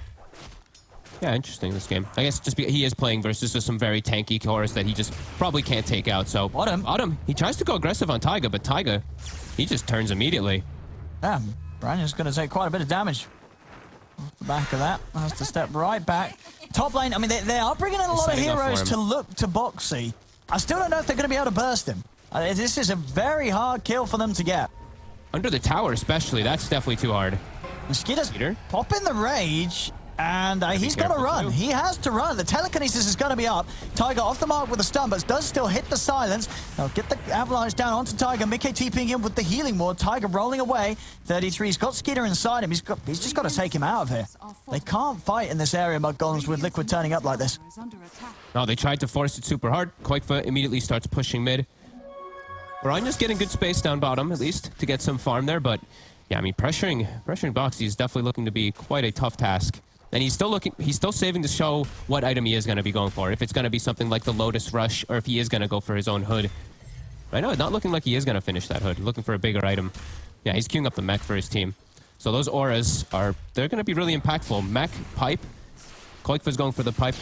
That's going to damage mudgolems a lot. As we said, they're already going to have damage issues. Yeah, when they have pipe and Greaves, I don't know how mudgolems heroes are going to kill these. The cores of Liquid. It does feel like one of those games that Liquid's managed to draft it in a way where they have these cores that just have the potential to be unkillable. Yeah, and they're free farming, and the thing is that they do scale very hard. Like Panel was talking about, this Juggernaut, he does scale very well versus the Lifestealer. Sure, they have to be a little worried because the Storm Spirit also scales and that Void Spirit, but they don't want it to even get to really that point. They probably want to close this game within the next, 15-ish minutes on the side of Liquid, unless they just get such a crazy advantage, which they really are starting to build up. I think, I mean, you can sort of see it and feel it from mudgolems there. They're wandering around the map, and it just feels like there's very little moves they can make. They're going to smoke up the 3 of them. See what they can find. Try to take advantage of the fact that Liquid just split up all around the map. They might be able to find some heroes here. Tiger could be an easy one if they can get on top of him. He's out and away with the roll. He's not an easy one. They can't get on top of him. Maybe now they continue to sweep in. He's out with the roll, and yeah, they can't get him. They cannot get him here. And now the Oracle's actually in a tough position right in front of Koikva. He's got to put the false promise on himself here, Fada. He's got the rest of them by his side. Actually coming in to give him that infest heal to make sure that he doesn't lose any HP during that false promise. But look at Liquid. Boxy immediately starts hitting top tower. The Jug doesn't care because he's farming a triple ancient stack while they're trying to pressure. You can fear mudgolems trying to force some type of issue, but Liquid reading it perfectly. Boxy immediately when they start pushing a tower, he goes and parks himself there to defend it so they can't apply pressure. This is just fantastic coordination coming out from Liquid, and they're starting to get this timing all together here. The pipe is about to be finished and the mech is done. And we see this build for 33. It's something that some Void Spirits are now starting to experiment with. Are you a fan of this? Oh, I actually have not gotten to see this. So the idea is that, I'm pretty sure at least, when you use the Astral Step, it doesn't proc the Echo, so you can Astral in, hit them with the Echo slow, and that gives you a very solid setup to land the Remnant. And obviously the stats are decent, so that's sort of the idea. Some Void Spirits are starting to use it. It's still not most of them. I don't think this is going to become the go-to build anytime soon, but it's something new that some players like to build on Void Spirit. Sounds very 33-esque. Yeah. But items are online. Now everything is there for Liquid. They've got the mech, they've got the pipe, and yeah, I'm really not too sure what mudgolems is going to be able to do to actually just fight them. I think they have to just split the map up and hope that Liquid overextends to pick off some of these heroes, because it feels like it's going to be tough for them to kill them with all this sustain. Yeah, it's like, how does Boxy die? I mean, when he has Greaves, it's just hard to you sort of do the maths. You add up all the outgoing numbers from mudgolems, and it doesn't add up to 1800 HP when you take into account the heals, the magic resist, the armor. Oh, and they're applying this pressure. There's a blink on Milan. Let's see if he can try to get some tossbacks and stuff. Maybe if they can get this positioning out of the way, but not when Liquid is invading this hard. You can see how strong they know they are at this moment. And mudgolems, they just have to go for some trades. Hit this mid tower. Don't have to accept the fact that they're going to lose control of their jungle and their outpost here. 16 minutes in, a tier 2 taken by Liquid. 3k up. Kills are still pretty low, but I think Liquid aren't too fussed about that. It fits with the way they want to play this game. Yeah, this isn't a kills game for Liquid. This is a kills game for mudgolems, where they have to start wreaking some havoc. Liquid just has to keep moving around together as this unit. Don't let Visage, don't let Koikva ever get caught off in the rivers by himself. And yeah, the plan is working so far. Boxy's the only one who's really been showing himself in those dangerous, precarious positions, and like you said, there's no way that they can punish him. They can't kill him. He's going to have Greaves in a few hundred gold. He could probably just walk down mid and sit under tier 4s. They probably wouldn't still kill him. He is very, very tanky. And just Mickey, with all this space that he's been getting, he's becoming very, very farm. We've seen Mickey do this before, yeah. Get sort of the first essential item that he needs to make sure that he doesn't die. Obviously, he does help with farming as well as the movement, and allows him to get involved safely, and then just goes back for the Battle Fury, because he knows that the rest of the team is just holding this game in a position now where, hey, if Liquid aren't ever able to push this advantage to a win, Mickey's going to be able to carry in the late game. Exactly.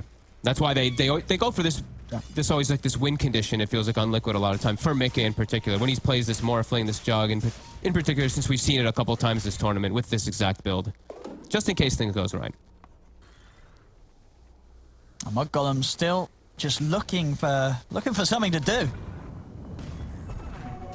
Tiger grabs the haste. They do get the combo. Oh, but the haste might just save him. He's running out. Get on top of him. They will finish him off. They will manage to kill someone here. They get Tiger. It's something. It's something after quite a bit of a dry spell. Yeah, I mean, they finally find Liquid making a mistake. Liquid getting out of position for the first time in what felt like 10 minutes.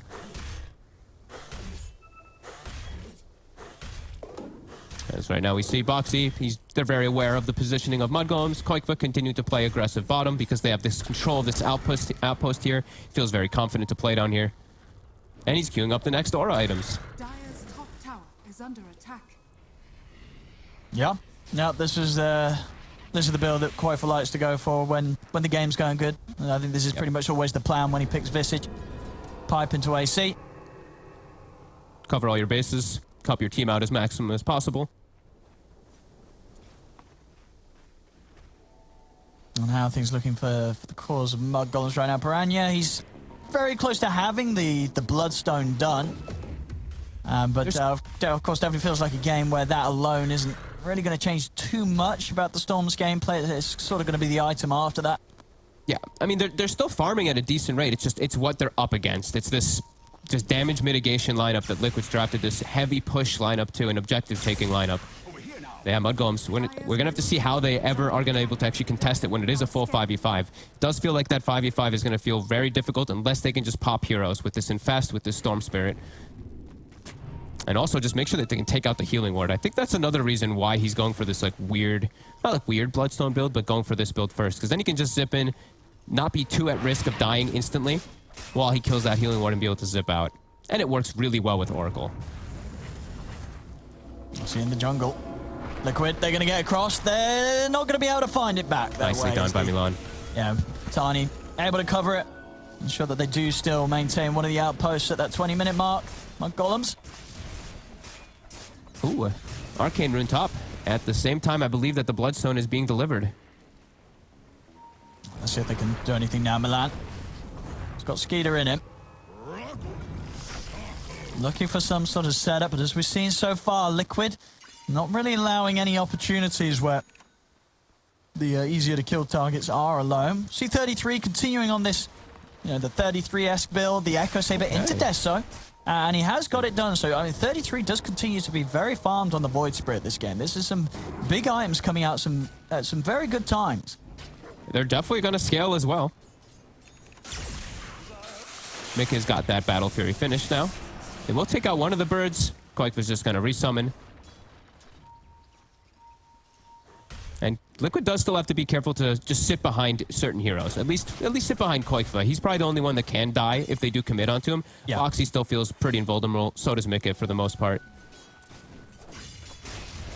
Okay, with that Battle Fury done, is now going to continue to just push the difference between him and anyone else in this game. He's going to be farming at a pace they can't keep up with. Mudgolems, they do see an opportunity to head into the pit. And this is a nice move because, as we've seen, there's not really much more they can do on the map right now. Going for this Roshan with the Deso done on 33, helping them that little bit extra. They're doing it at a very good pace. They're going to be able to take this down without Liquid doing anything about it. So Aegis on to Boranya. This was a real smart move here. And this is all going to all hit at the same timing. Bloodstone's done. There's an Arcane Rune in the bottle. He's infested. This could be a big hit that Liquid might get caught off guard by. They have to be very aware and just sit behind these heroes. Have Boxy or Mika in the front line there. They have to be just protecting Koikva.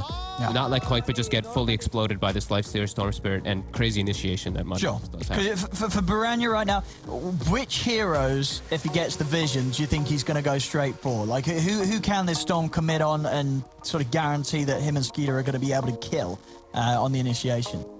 I mean, just it's usually always just going to be getting those supports in the back lines. The Rubik doesn't really have much of a counterplay, especially when Lifestealer gets on top of him. Open Wounds Rage, you're dead almost instantly. So that's a good one to always pick off of the fight. It's really going to be dependent the positioning though. If Koikva's too far from his team, they're going to go on Koikva. Yeah, you think they can afford to commit on him? Like they will. If he's too far. Yeah. See, actually quite for changing up the items, because as I say, you know, he did have the AC queued up, and it is what he usually likes to get on the Visage when the game is good. But what do you think's sort of making him feel that he does need the BKB? Is it because he's realizing, as you're saying, that he is going to be the prime target that Mudgolems are going to try and look to kill to break themselves back into the game and into the lead? I think it is that. I think it does look like he can be a bit fragile because of how much magic damage and how much control that Mudgolems does have. Like, there really is just so many disables that they have between, you know, the Void Spirit, Storm Spirit, Tiny. They can just keep the Visage in a position and just burst him down. If he has BKB, if he's able to get it between the instances, he survives. He's able to turn the fight completely, so. This is actually probably a better choice than the AC. Sure. Especially versus now the Aegis, where, you know, Mudgolems, they're going to try to make a risky play. Yep. I'll see what sort of opportunities Boranya can find on his Raider. As Liquid. Still lots of safe spaces to play in, though. Still with, you know, having their tier 1 still standing here 22 minutes. Yeah, I mean, Boxy's... I wish, like, seeing Boxy's heat map, it just... Is when certain creep waves are pushing in, Boxy's just the one to eat the scary creep wave every single time. Just that deterrent from them getting any of the extra map control. This farm on Mickey is just continuing to look very scary. And just the levels as well. He's basically level 18. Both cores on mudgolems still sitting at level 14. So 22 minutes in already, a 4-level difference. Yeah, and he switched. He had the Basher initially queued up. I think he wanted the control versus the Storm, but then he thinks, you know what? No, life versus Lifestealer and versus Oracle. The Scotty actually makes quite a bit of sense if he does commit for that one, and he has committed now. That slow versus the Rage, the preventing of the healing during the Oracle ult as well. Yeah. Definitely shows benefits. It's incredibly strong this game, and also just nice even against the Storm. You know, sometimes Baranya's relying on that Bloodstone heal to keep himself alive. Yep. And suddenly he's not going to get quite as much of a benefit from it if he's been hit by the Jug. Oh, they're getting to hit the mid tower, Boxy. Okay. He's in the area, though. He doesn't want them to hit it. That's his tower. Jump, though. He's going to look to jump in on Insane. As you said, go for the easy one first. They won't quite get it. Oh, he's able to jump into the bird. The silence is out. Insania's going to live. He's able to step back to safety. Branya's still committing, trying to find Insania. Will get the kill. They also do get quite far off to the side. On the back of it, Mickey looking for Fada, but Fada keeps himself alive with the false promise. Branya, he's going to look for Insania a second time, and then Insania is going to be a dieback. They lose the Rubik twice here, Liquid. Combo from Milan. It's in on the Boxy. They've taken down the Timbersaw. It's a big Omni Slash coming in, though, from Mickey as he kills off the two of them. Branya and Skeeter still kind of good to fight here, but they will back off. And mudgolems, they certainly gave a pretty decent punch there into Liquid. Killing off the three of them, including Insania, dying the twice, and getting the big one too. Actually able to take down Boxy in the midst of it all. Such an explosive amount of damage. I believe the Veil was just finished before this fight, because it just made all this magic damage that they have just so much more impactful. And that was that big Aegis fight. Able to actually commit into the backlines twice onto poor Insania, even though he saved himself initially. That was you know, that, as you said, this is exactly what mudgolems needed. To get done with that Aegis, and again, just goes back to how brilliant of a call it was for them to go for Roshan at a point where Liquid probably did feel just a little too comfortable with the state of the game. They would have known that they were getting further and further ahead, and mudgolems were struggling to make moves. And Liquid, they didn't expect the Roche, and mudgolems able to get a lot done with that Aegis use. Get some nice Bloodstone charges too. The two big heroes are the ones that survive as well for mudgolems, which is the biggest part there for them. Some nice experience that they did need. Mickey still being the victor up to level 20. Has that Iascati finished as well too, so he still has that item advantage versus the Lifestealer. Yeah, I mean, this is the definite big threat still standing here from Liquid, regardless of how any of these fights go. This Jug, as we have seen him countless times with these Liquid performances, you know, these games where Mickey, he's just ahead of everybody else. Liquid happy to lose their other cores as long as Mickey doesn't die. He's the one to clean up and make the most of the space. And so far this game, he certainly is. Yeah, about 5k ahead of Skeeter's farm right now, and still 4 levels advantage on the Jug. And now Koikva does have his BKB. Didn't have it for the last fight. They have so many different forms of magic damage and control. This is going to help a lot for him. They are getting to a pretty good point of scaling, though, for mudgolems. This tri-core is starting to scale because of the way that they've built, too. 33 going for this different style build with his Echo Saber Deso. Yeah, it's actually working really nicely this game. From 33. I think if he had gone for sort of the more standard ags, he would not be able to have the actual scaling and impact that he is actually able to turn up to these fights with. It's a serious amount of physical damage, but do catch the Tiny alone. Over in the mid, though, they've got the grab on a Boxy. And again, they're going to be able to take him down. Boxy will fall. The ult coming out to Boranya. He's got the Bloodstone heal as well as the False Promise, but he's out of mana. Fada goes down. And indeed, Boranya, he's going to pop off. His False Promise comes to an end. Now, Scotty limiting the heals that he's receiving. And even without that, the damage coming out from Mickey. Too much for Boranya to deal with.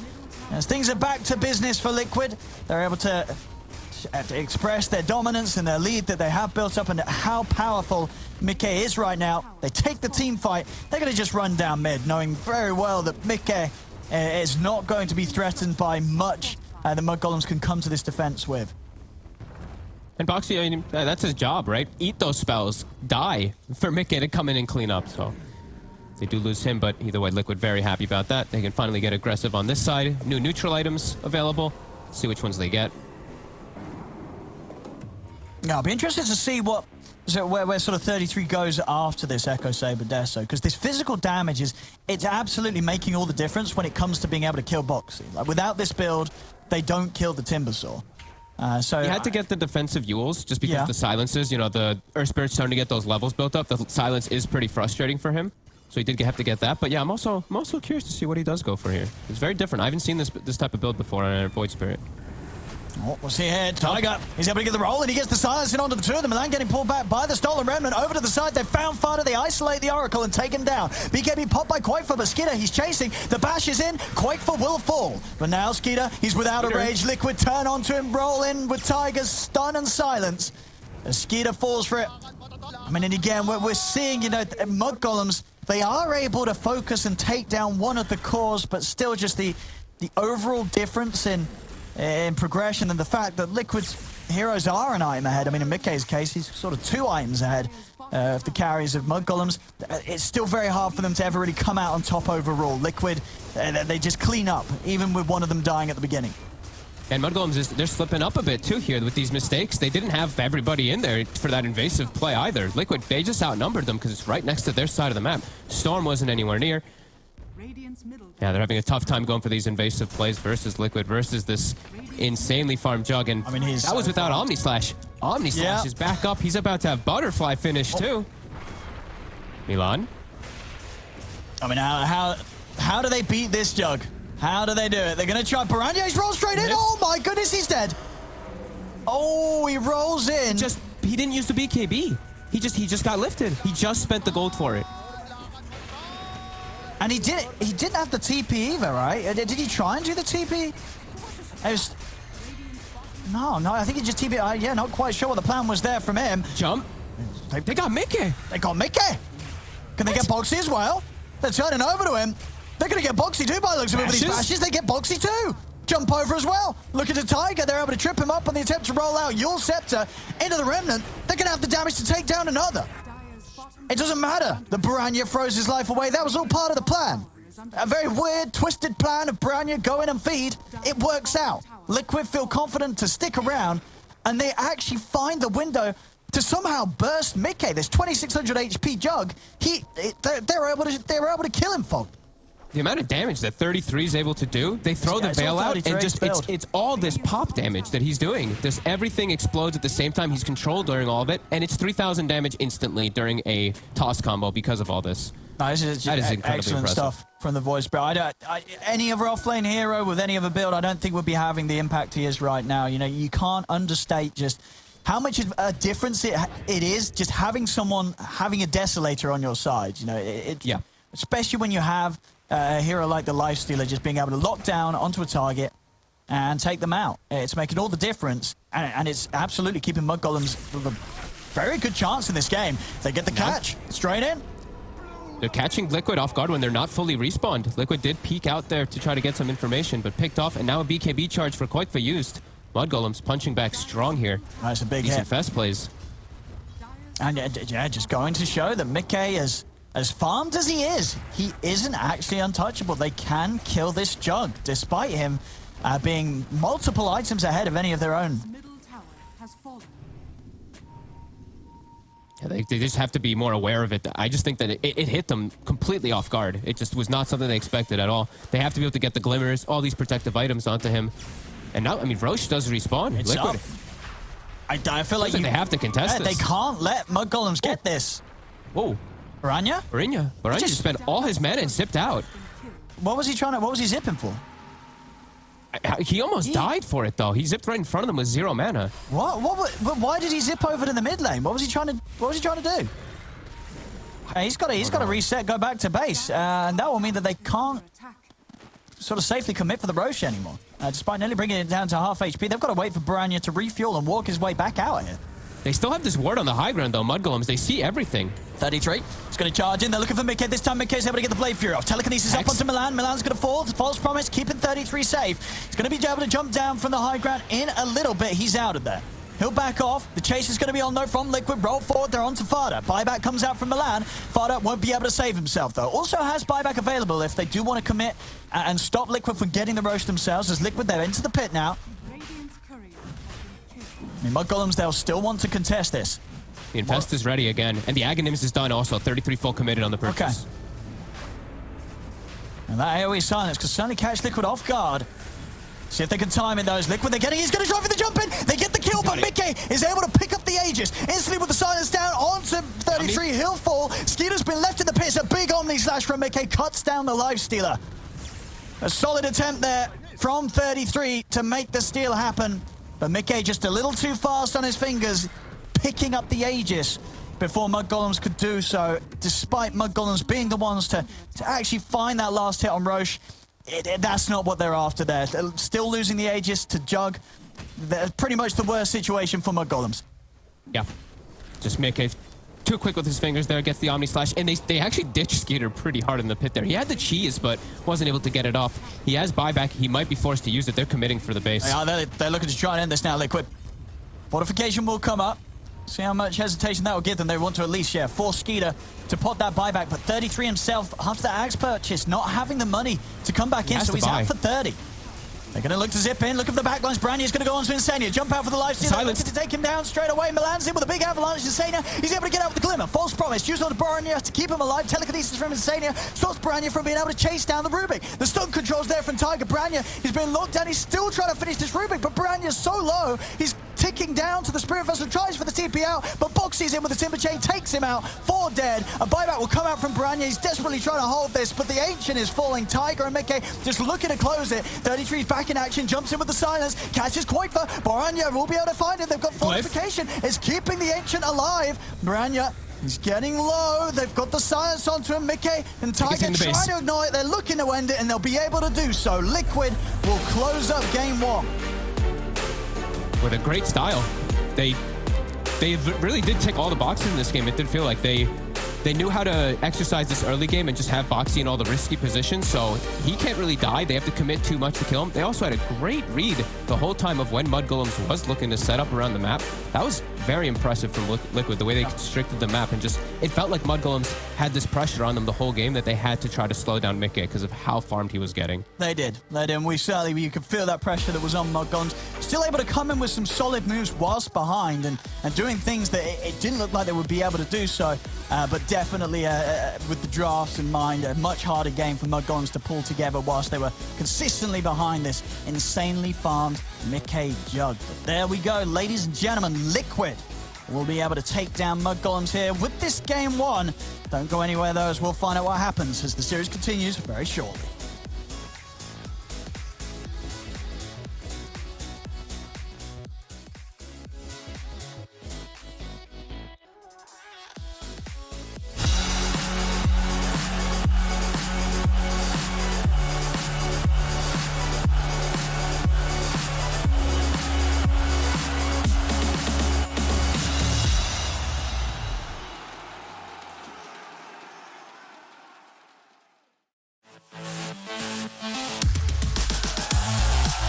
Are you the biggest Dota 2 fan? Then look out for the DHL Drop Quiz and show off your incredible Dota knowledge.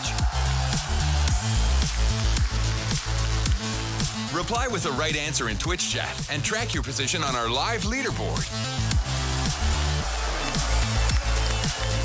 Will you make it to the top and win the €1,000 prize? Hashtag Gamers Unite.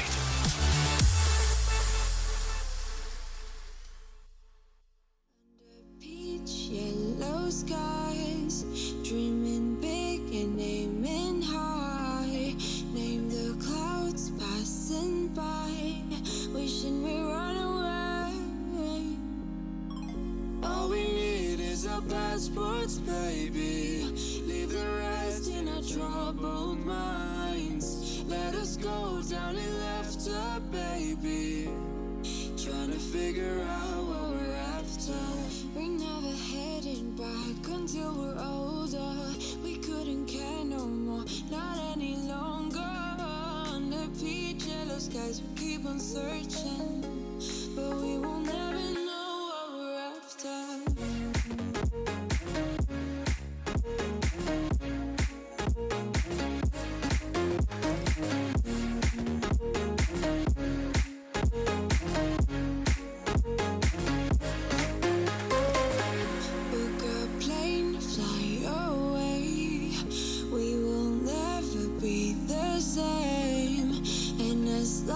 'cause you are mine. Come on and run away, we wanna run away. We don't need any reasons, baby. Leave it all for the faded hearts. I don't mind if they call us crazy, 'cause they don't understand what we're after. We're never heading back until we're older. We couldn't care no more, not any longer. Under peach yellow skies, we keep on searching, but we will never know what we're after.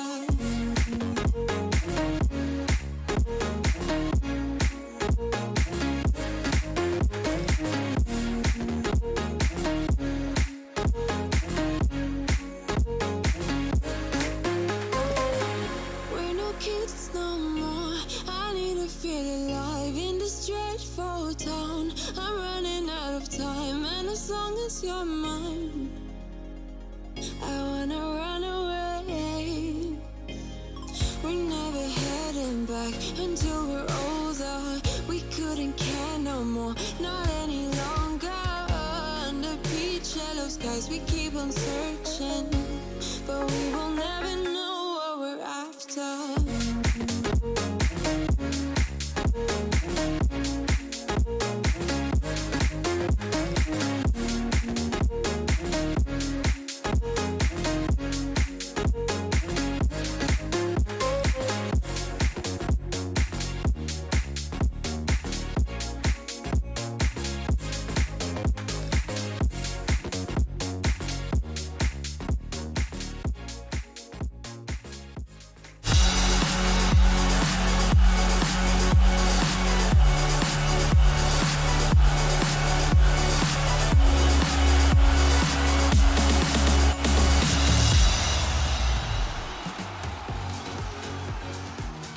My panel said this would be an easy game for Team Liquid, and it turns out they were right. Doesn't happen very often, but when it does happen, it happens strong. We have Sinner and Kyle here talking about the first game of this lower bracket match. Elimination on the line here. Mudgolems, if they can't force out that next third game, then they are third. That is where they will be left behind. But Team Liquid is making a good case for themselves for being that one team to make it to the grand finals against Navi here today.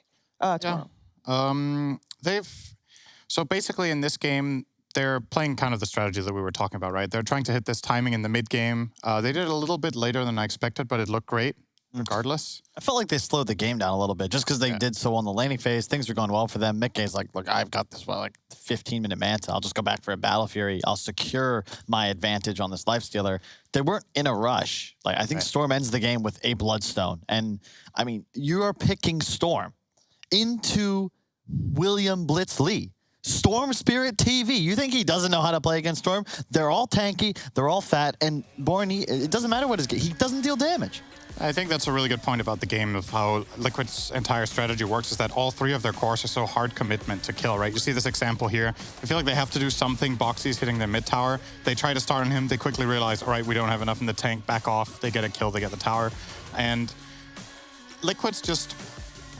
I wouldn't say they played a perfect game here, to be honest. There were a couple of moments that were a little bit stressed where they suddenly lose a core that just gets burst with some really good jumps from Mudgolems, where they just use their jumping in Void Spirit with an infested Lifestealer and the Storm over the top to kill somebody. But despite those couple of kills they got, Liquid were very quick to usually just respawn and get counter kills, and it didn't really progress the game plan for Mud. I think to your point, all three of Liquid's cores scale with their survivability as they obtain more items. So yeah, they're going to do more damage. Like, you look at Mickey's Jug when he ends this game. He's got a Manta, a Scotty, and a Butterfly. You're not killing him. Meanwhile, the Visage is just so tanky, and the other hero's a Timbersaw.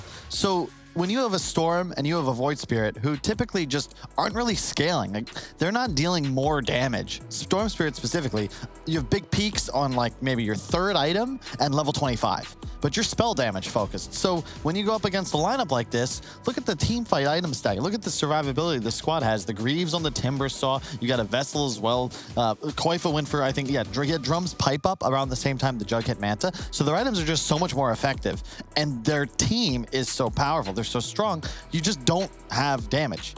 Tiny combo somebody. If that hero doesn't die, that's it for Milan. Yep. That's his input. And we talked about Insania playing a position 5 on the Rubik. We don't see position 5 Rubik that often, but he played it great. Like, he didn't need to have anything else but a Glimmer Cape because he was already in position to steal or to lift targets when they zipped in, for example. Yeah, and something important as well is I think the reason you don't see 5 Rubik very much is that it's not that powerful in lane. But when you manage to pick a Juggernaut matchup that's really good, Insania feels very safe to go and start stacking the jungle minute 3-4, and he can leave Mickey alone knowing he'll do fine. So you take away the biggest weakness of your hero by just going to stack jungle, and then you get catch up in another lane. Liquid's lineup looks like it's a full draft. It's a band.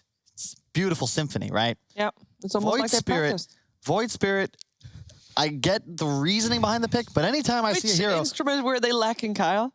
The drums, of course. That's how you keep rhythm. Tempo? Yeah, exactly. Who was lacking drums? They had it on Visage. That was the wrong team. Oh, close enough. Void Spirit has Urn into Echo Saber, I stopped listening into when you said Yul's band again. Deso. None of these items like work together. It's just wow. Well, they have another chance in their second game. But before we get to that second game, we have, of course, the DHL drop quiz. Now, to put the answers in the chat, all you need to do is type !DHL drop and then the corresponding letter of your answer. Here's your question. Which hero was given the 3rd ever Arcana? Was it A, Lina, B, Terrorblade, C, Legion Commander, or D, Techies? That one's easy. !DHL drop quiz with the letter of your answer, and you will find the answer also after this break. We rise up from the dust and claim our throne. With the right CPU, you can turn any game from familiar to phenomenal. Unleash the potential in all your gaming with Intel 10th Gen processors. With its optimal balance of threads, cores, and frequency to deliver elite real-world performance, only Intel can bring Marvel's Avengers to life with in-game PC optimizations. Supercharge your Marvel's Avengers experience with Intel Core i5, i7, and i9 processors.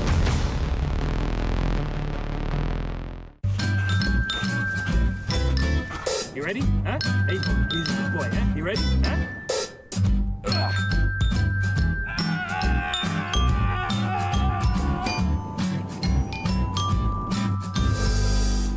Start your esports career now at play.eslgaming.com.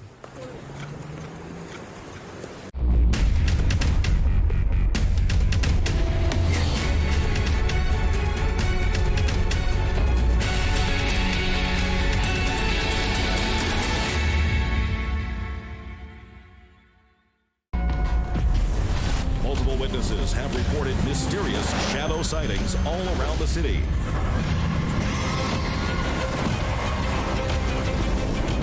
According to experts, the origin of these shadows is still unclear.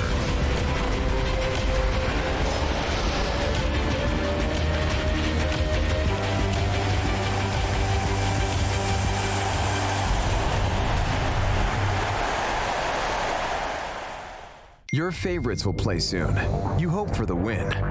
Excited about the game. But something has changed. You start to doubt. Will they pull it off? Or will they drift away?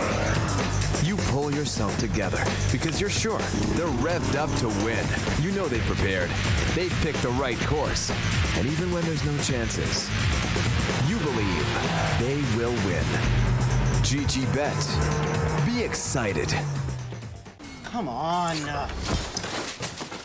Millions of gamers rage quit every day. Mountain Dew Game Fuel's got you covered. Game Fuel is specially crafted with ingredients shown to improve accuracy and alertness. Another one saved by Mountain Dew Game Fuel.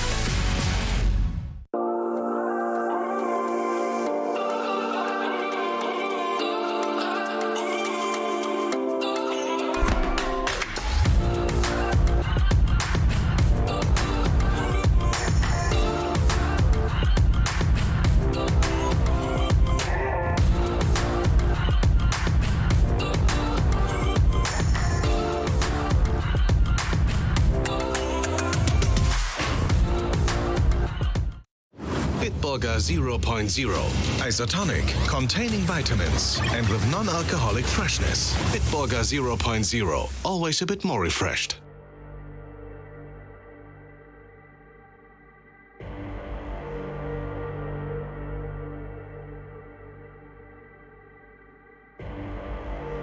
Rising out the ashes, coming from the ether. All I hear is static. Breathe a little deeper. Fallen, broken, a million light years away from home. My eyes opened, and now I've come to claim life. Never let it go. These wings carry me. Live this fantasy. Running through the fire, gonna let it burn. I'm the Messiah, gonna let it burn. Running through the fire, gonna let it burn. I'm the Messiah, gonna let it burn. Gonna let it burn. Gonna let it burn. Gonna let it burn. Gonna let it burn. Found me in the darkness. Now they see me shining. ESL 1 Germany 2020 Online is brought to you by Intel, Mercedes-Benz, Mountain Dew Game Fuel, DHL, GG Bet, Corsair, Acer Predator, and Bitburger 0.0.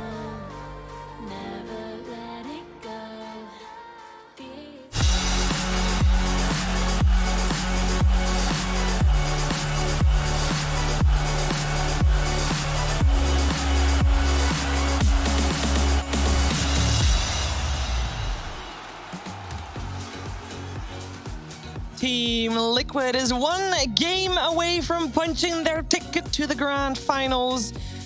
But mudgolems, of course, wants to put a stop to that. And they have one chance in this game. Let's see if they can do that. And of course, as promised, the answer to the Arcana, it was, of course, B, Terrorblade, as the hero that was given the third ever Arcana. Who got the second one? Who got the first one? Lena, right? I think so. Lena was the first one. I think it was PA. PA was not the first one. PA was after Terrorblade. Who got the second one? Lena first. Was it not CM? No. Who not? Wait, you know what? For a bonus point. Who got the second? I don't know. What do you win if you get the quiz questions right? Oh, you actually get a box of goodies, I believe. You have a chance of a box. Everyone who answered it right? No. There's like you can Everyone actually gets a Rolls Royce. No, there's a link below the stream where people can actually see their the rankings, I believe, of everybody of Twitch chat. It's really cool, and I believe we're gonna show what people are winning at some point, but I don't know for sure when.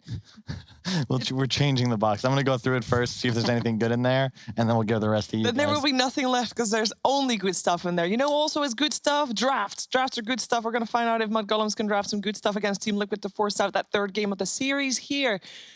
First game did look very Liquid-sided. Even if they didn't play perfectly, they still had an easy time closing that game out, and that is something that we've seen Team Liquid struggle with here and there. I did get a message from Blitz during the break as well. He said they had Team Liquid has a new strategy. Can't say it word for word what he texted me. He's not really polite, but he's going to focus on thrones. They're going to focus on killing thrones rather than barracks at this point. That's probably a good decision under the circumstances. Yes. I really think it just, you see that first Roche, mudgolems take it, it just doesn't matter. Like, all Liquid ever need in that situation is one advantage. One lead, one fight, one Aegis, and the game's just over because of the nature. What? Wow, what voice was that? Okay, so basically the last... So the Cinderman. So Dr. S. Slenderman. Dr. S. So one problem I had in the last game with mudgolems was, so they took the Oracle away. It was clearly a deny pick. They haven't rated it that high until now, and they were seemingly a bit intimidated by Liquid's Oracle. And I just don't think mudgolems drafted a lineup that fits Oracle nearly as well as Liquid does. There was a bit of lack of familiarity. I think that Liquid just has way more experience in building lineups with that. So now they go for their stuff and they give the Oracle away. I'm really surprised that Liquid's once again getting second pick. I feel like that's such a huge benefit to them in this series. I think that was their choice. Well, it's just the way that first pick's being utilized. Like last game, to Sin's point, oh, we'll take Oracle, Liquid take Rubik. We don't really like the way mudgolems utilize Oracle. This time they just switch it. Okay, well, first pick the Rubik this time. Then you give Liquid Oracle. Where's the benefit to first pick if this is how you're going to go about your open? I'm not completely sure what the idea is. If they're worried that they're not going to get the Rubik, if they don't have first pick, that Liquid would just take it over them. They can also play it on Taiga, but I don't really think so. Is Rubik really that powerful? I think, definitely very good, but I would say Liquid has the better of the trades here, though. Yeah. Well, maybe you're concerned, actually, to be honest, if you're mudgolems, maybe you're worried that you give first pick to Liquid, they take the Rubik, and you really don't feel like taking the Oracle. So then, like, if you rate that trade-off in phase number 1 is very important. This way you make sure you get the one that you're good with. Yep. I will say I love Spectre against the support duo because they're both susceptible to the high reach of the Spectre. You want to play the outskirts of the fight as Oracle ES. You don't want to get just immediately jumped on and popped. And Skeeter's Spectre has really impressed me thus far in the event. But this is Liquid. They've got 3 cores remaining. I'm sure they're not going to pick stuff that's useless against the hero. Lifestealer is still in the pool, always a possibility. I think Ember Spirit as well is excellent. We've seen it do quite well against the Spectre throughout this tournament, notably yesterday with Na'Vi, also against the Mudgolem Spectre. What I want to not happen now for mudgolems is that they fall into a trap where they end up not having enough team fight damage. Where, yeah, you have this Spectre and this Rubik that like to play like skirmishy or outskirts. Rubik is a really good team fighter if he can steal something that's really good for team fights. But against Earth Spirit, there's nothing cool to steal. Against Oracle, you can steal False Promise, and then you can kind of like trade off keeping people alive. My concern is you have this Spectre that's kind of slow and only plays these haunt fights. What are you going to do if Liquid rucks up to your towers with a DP again? Or Timber? Or, you know, the Jugger strat? I think you ban Timber now, to be honest. I'm really happy to see them start utilizing these sorts of lineups because to me, Liquid always did best with like heal tank. You know, they're strong, they got good team fight, and they can just push it down the throat. To Will's point, you know, kill the throne. And in that game, as long as you have a hero or 2 dead, like there's no stopping you. You're all going to be full health, and you've got so much push power. And it just also goes to show just of all players in Dota, if there was a most improved player of the last like 4 or 5 years, I think I'd give that title to Koifa, just because he went from somebody I saw as just a AFK farmer that would either be relevant with 0 deaths or die a couple times and lose his team the game. Whereas now I feel like he's mastered the initiators. He's playing a lot of these storms, these DKs. He can play all the micro heroes. He can play the cheese heroes. He's become a complete package. And I just think, especially when you consider his 2 cores, Boxy and Mickey, are super greedy and kind of wild. The fact that he can always be this solid core for them is quite nice. He has diversified a lot. I remember back when I played with him, I think it kind of became a team meme and we were joking about it a little bit that he was just farming too much. Yes. Like he saw creeps. And a little bit of it is also, you know, it's a symptom of the patch and how the game is played at the time. Right now, Dota is way more active than it was back then. But even for those standards, he was super farming. He'd play literally so gold. We would pick Alchemist and he would just be like, quick, you're in the jungle 20 minutes. We'll try to stay alive. And then we'll go, and he'll join the fight and try to win the game. So absolutely, he's very diversified. There's the Timber ban. I'm happy to see it just because Liquid just feels so comfortable. And it's such an easy lane matchup against Spectre. Spectre does nothing to you. So now Boxer needs to go in a different direction. No Slaughter, no Timber. What are we thinking? I'm thinking Death Prophet. Yeah, I wouldn't mind it.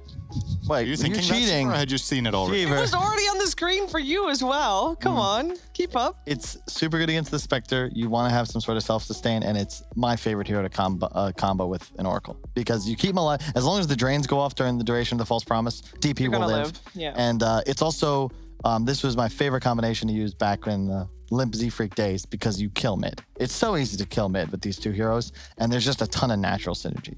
So how do you deal with it? Like, what's the answer for mudgolems going to be? Now, this was what I was saying. I'm concerned that they don't solve this, and now it is coming. So now you need to have something to do. So you either need to have a way of fighting into these heroes, or you need to have insane wave clear. Like, you need to kill creeps so fast that DP, in order to deal tower damage, has to expose herself to getting jumped. Repositioning heroes are cool. Like, in theory, Venge is really good against DP. I just don't think it's going to happen this game. No. And maybe you need a mid hero that's not susceptible to being killed by Earth Spirit DP. I don't think this is the one. Me neither. It's definitely very gankable. There's a chance still that Lina is a support, but it could. Borania does like it. This is total comfort zone for Liquid, and I also feel like they have a bit of a tactical edge right now. Lina, in theory, is okay against PA, but the trouble is once you have the couple of damage items plus a BKB, you just die. You just jump on top of Lina, and the trouble is, if you want to build for survivability, you're not going to be able to deal any damage. You won't have the mobility. You won't be able to stay on map. So there's really no...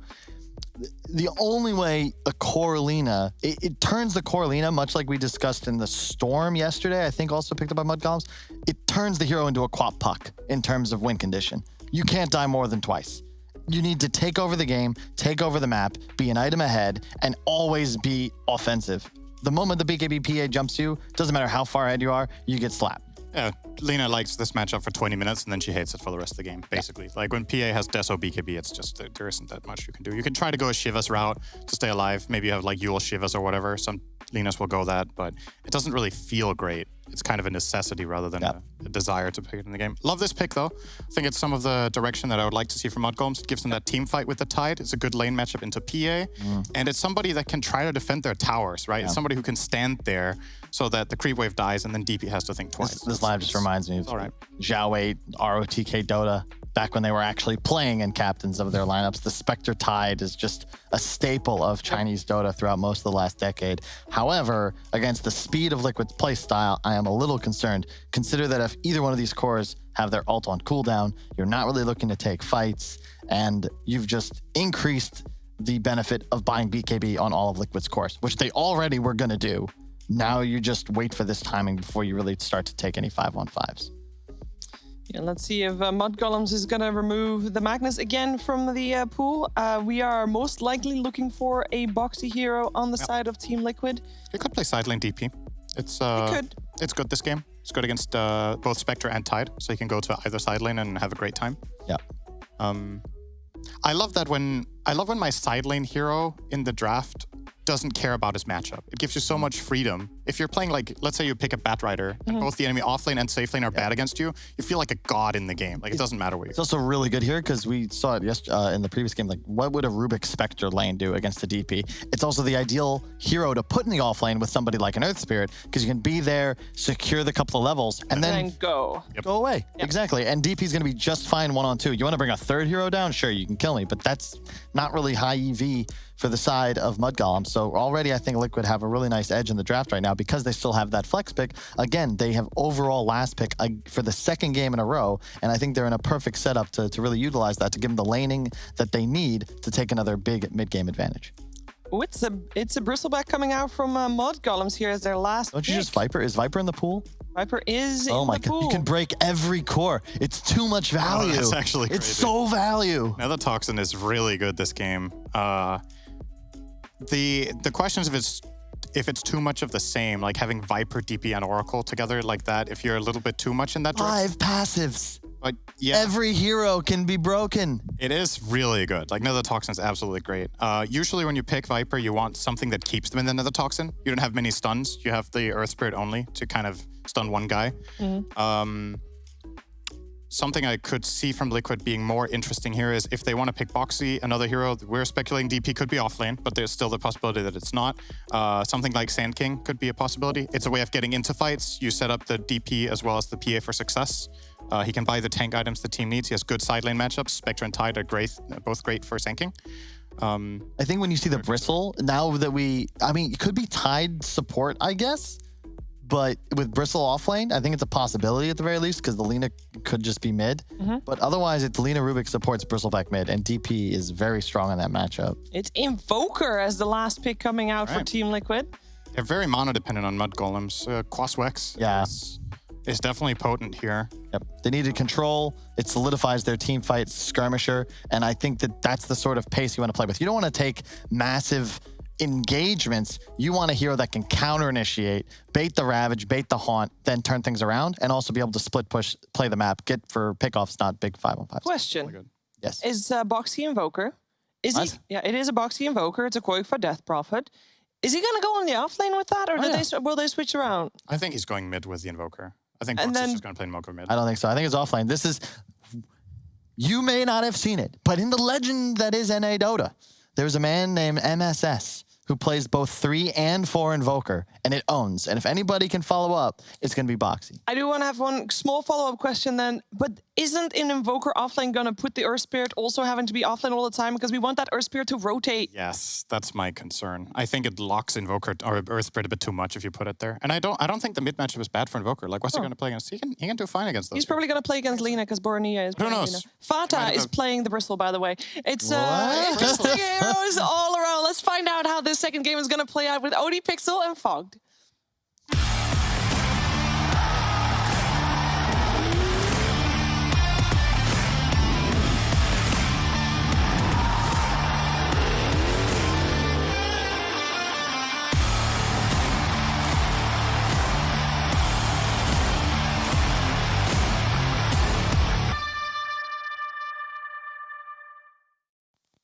Yes, indeed. A Fada Bristle is going to be what mudgolems run here, which I only imagine, Fog, this is happening because they just don't want to play a core Bristle into a Quaswex Invoker. That's what I'm thinking as well. I mean, I don't really see why, another reason why they would have switched that up, but I think it's also that they're I think it's also just that they didn't really want to have their 2 supports be these super squishies, is the other thing too. I think if they did have the Lina and the Rubik as the 2 supports, this PA can just jump from target to target and kill them. Lina being a core, sure, you're still the squishy core, but the way that we've seen Boranya is itemized, he always builds just like bots into this very tanky first item so he can play around a little bit better. I think that's the other reason. But yeah, the Quaswex, 100% agree with you. A lot of heroes that just get owned by the EMP this game. And I've seen them run this before. They've actually had Boxy play it a couple of times before, and he is actually going to be playing the mid lane this game, though, rather than putting it in that top.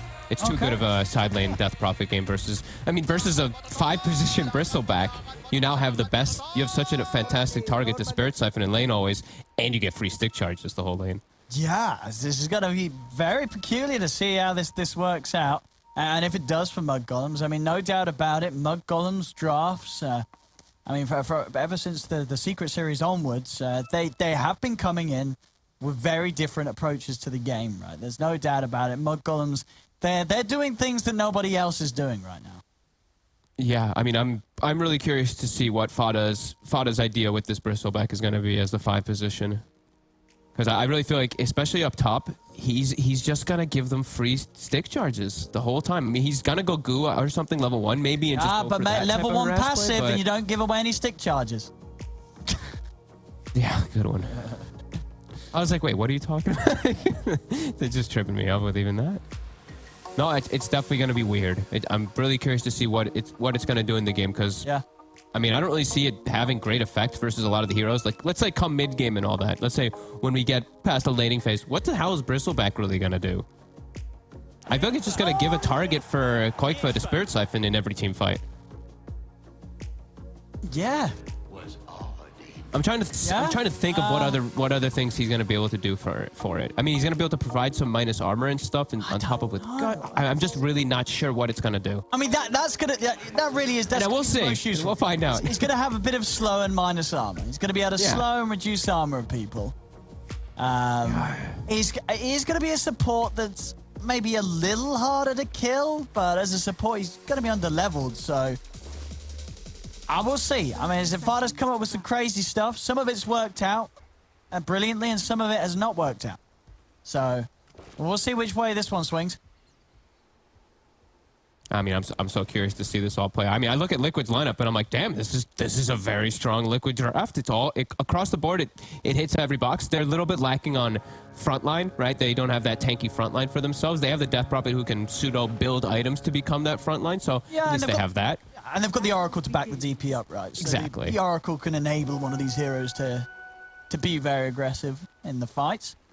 Yeah. They have the good silence coming in between this top lane too to deal with the Tidehunter. So instead of poking damage on him, you just silence him, and you don't ever hit him afterwards. Kraken Shell's not gonna be able to dispel the silence if you don't hit him. It's always useful. But yeah, I'm eyes on Fada. I'm really just so Tiger curious what the hell's gonna happen. Tiger and Quaker have both got the sticks, of course. Of course. What's he gonna do? Let's have a look. I don't know. We'll see. Yeah. Mid lane, we'll see how Boxy's able to do versus Boranya in this matchup. Can be a pretty tough lane for the Invoker. You start to obviously always catch back up, but just getting those last hits can just be a problem versus Lina. Oh, here we go. Let's see what the Goo. There it is. Versus a TP. All right. It's pretty good. Goo is pretty broken, as we say. Goo is one of the most OP level 1 abilities in the game, if you can get kills out of it. Yes. Otherwise, as you say, you're just going to be given stick charges. Yep. I know, I kind of just sort of want to keep my eyes on that top lane, but looking at the other lanes, what do you sort of expect out of this laning stage? Anyone going to struggle? Boxy on the Invoker. I think he's going to struggle the most. I'm pretty sure. I would say that Mick is going to be able to start catching up and farm decently versus the Tidehunter. It's actually good Magic Wand. This might be the best Magic Wand game I've ever seen. There's Tidehunter, there's Bristleback, there's PA, there's Oracles. There's just everyone spamming spells in the side lanes. But yeah, I think Mika is going to be able to farm. 33 is also going to farm fine down here. Insania has to just watch out. He doesn't die. Milan has to watch out for his positioning. He supports in particular. I mean, this top lane is just constantly seeing heroes with 10 stick charges every minute, or every second. Bottom's the same. Yeah. It's just, it's the stick war. It really is the stick war of this game. As Boxy, his courier. He's going to feed it. He's going to get it. He's going to feed it. That's the no talisman recipe as well. So I'll be able to finish off that extra bit of stats to help him in the laning. And bottom lane, both of them going at it here, Mickey and Milan. Pushing each other to the limits, and those sticks certainly being tested. I mean, this is Fada's actually making the space. Like, look at Skeeter's farm. He's getting uncontested farm up here. It's working. It is, yeah. Who cares how many stick charges these two have? As long as you're able to push them away, and the Spectre's able to free farm, your job's being done as a support. Yeah, they're coming out. I mean, all 3 lanes look like they're gonna win, but that's the big thing, right? It's what's it gonna do after the laning phase, what's Fada really going to start impacting? Because I mean, he is definitely securing the farm for Skeeter. He's getting good pulls off the side too. He's forcing the wave in with his quills. Not too shabby. Yeah, mid still having Boxy suffering quite a bit actually against Barani. Top. Yeah. Skeeter, he gets kicked under tower. Actually, not in tower range, just short of it.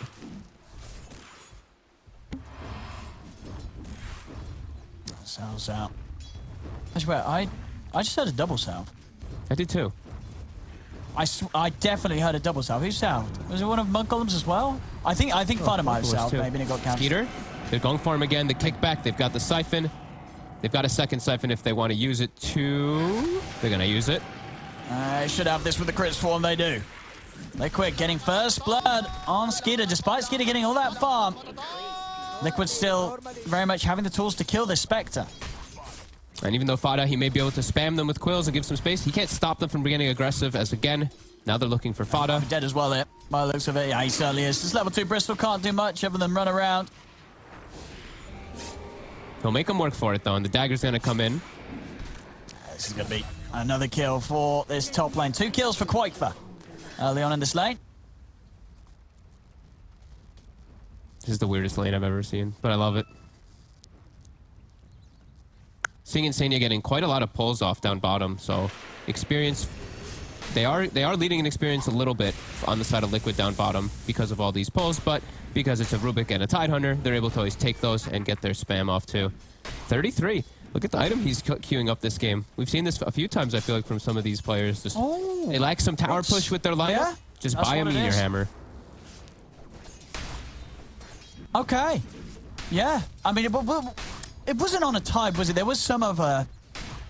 I believe, was it Boxy, actually, when he was playing... Someone playing Mars, right? Someone played Mars, and they rushed Meteor Hammer. Was that 33, or was it someone else? Was it Saberlight? I can't remember, but I remember... No, I think it was Toby on Viking, wasn't it? Oh, yep, I think you're right. Yeah, mid lane Boranya. They've got the combo. Tiger comes in with the rotation. TP's coming in to try and back Boranya up, but he's got the ball charges. He's going to be able to live. And they might actually be able to turn in. Nice track actually off the mark. They're boxing with a nice little sidestep. Will dodge the stun, and they won't be able to turn and kill it. A little bit of miscoordination there coming in between mudgolems. Fada bringing it to Taiga. Taiga will roll away. He'll be fine. Still leading in all these 3 lanes, even despite all those kills happening.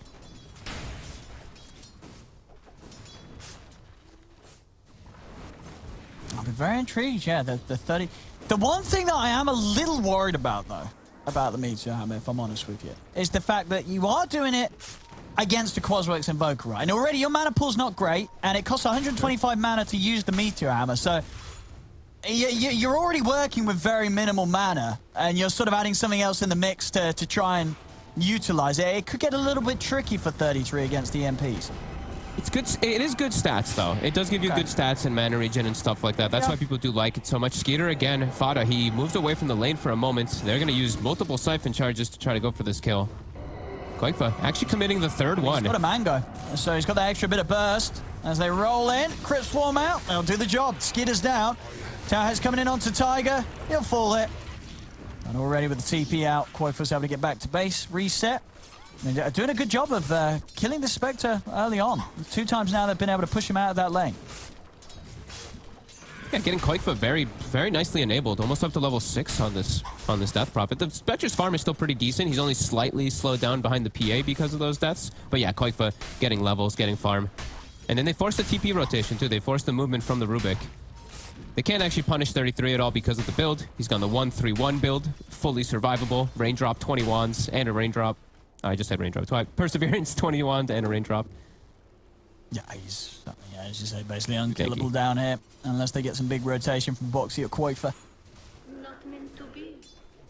I mean, Meteor Hammer timing is going to be really strong with his first few Ravages as well. Like, just Ravage into Meteor Hammer, it will connect pretty decently, too.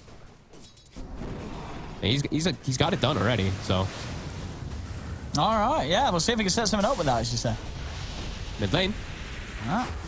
MP down, they're low on the mana, but the stick charges are there. Is it enough to burn him? It's not. It's Insane in with the save, pops that Fate's Edict, protecting Tiger from the Dragon Slave. Tiger's able to get away from the 3 of them coming in.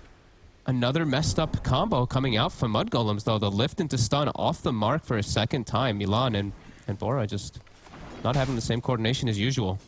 And let's see if they do look to make a play down bottom with this Ravage and with this Meteor Hammer. They could look to punish Mikke if Boranya has mana, if he's able to find this bottom rune, and he does, he gets a regen, he might be able to set up down here with this Meteor Hammer Ravage combo.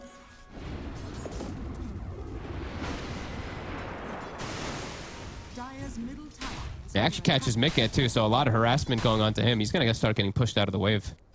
Might have to make a rotation out of bottom soon. Yeah, I mean, and so, yeah, with the 1 charges and the regen from the hammer itself and the raindrop, 33 is going to have enough to be able to sort of just use the hammer on the tower off cooldown. Foxy? He's got the catch here onto Boranya.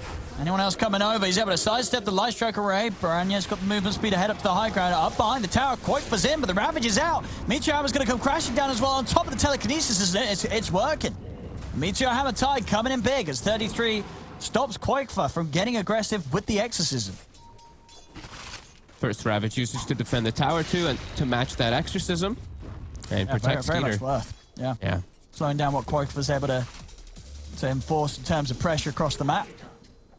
That was a choice that 33 makes. The 33 had 2 options there too. He could have continued to pressure bottom, but it was a call from his team to make the move to protect. And look at this, Fogs. You won't believe it, but look at the team that's got the stacks right now. Oh my lord, you're right. Mudgolem's taking a big old page out of Liquids, but they got way more than Liquid. Liquid actually not having anything going right now. I mean, sure they don't. Well, okay, no, they do. They have a little one by the Roshan. But yeah, a lot of creeps prepared there for Skeeter. That's what Fada's been doing as the Bristle. That's one thing you can't always do with the Quills. Get those multiple stacks. Hey, now I don't know if that was necessarily. I don't know if it was necessarily the plan when they drafted it, but definitely Fada, you know, being big brain with the tools that he does have, you know, ending up being the one to play the Bristle. pretty nice. And Liquid, they can't actually look to invade because of that usage of the Ravage. Liquid, a little bit more of a farming style this game. They have to when they have this PA, when they have this hero, they just have to play a little bit slower pace, go for this Battle Fury build. Look at the dust on Boxy. Into the combo. He's able to turn, get a cold snap up, but the Laguna's down. A nice tornado. Catches the two of them. He's going to have his invoke back up as well. He's already used the Ghost Walk, though, of course. They're actually going to use the Hawk coming in onto him, making sure the Boxy cannot escape. A Skeeter gets involved in a bit of action. I like that they're liberal on their ults early game here. Just pop it whenever they can get any type of solo kill. They don't have to deal with any type of big 5-man death ball or anything so much this game. So, yeah, just Ravage for 1 kill, Haunt for 1 kill. And 33, yeah, he's just walking to these towers and meteor hammering them. And it's absolutely working. Yeah, this is... He's able to do so much more than if he went for something any other than the meteor hammer. Because he's setting up with the meteor hammer. He's tanky, though. He's very tanky. But he is way too tanky. He can just walk away. And yeah, this tier 1 mid is pretty much gone. In fact, yeah, it does go down. The Secret finishes it off. They're able to roll in and take out Milan in return. But this pressure from 33, I mean, 11 minutes in, they've taken 2 tier 1 towers, pretty much all because of this Tide Hunter with the Meteor Hammer. Yeah, definitely the right choice for him this game. Wondered to see if he does go for any type of auras for his team this game. If he does want to go for the Greaves, as they do seem very valuable to try to protect these squishier heroes.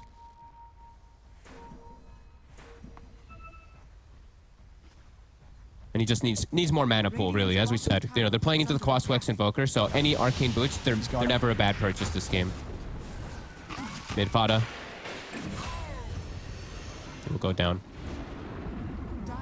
I mean, how many arcanes are they going to have? Yeah, they're going to have a couple of arcanes online. Milan's nearly got his. Yeah, that's one of the things that we usually do like to point out, especially when you're playing versus Quaswex Invoker. Either have an arcane ring, because you get some lucky RNG, or have multiple arcane boots in the fights to try to just make sure that strength heroes can actually play the fights. Liquid, they have a lot of ults coming up right now, and there is no Haunt available for Skeeter.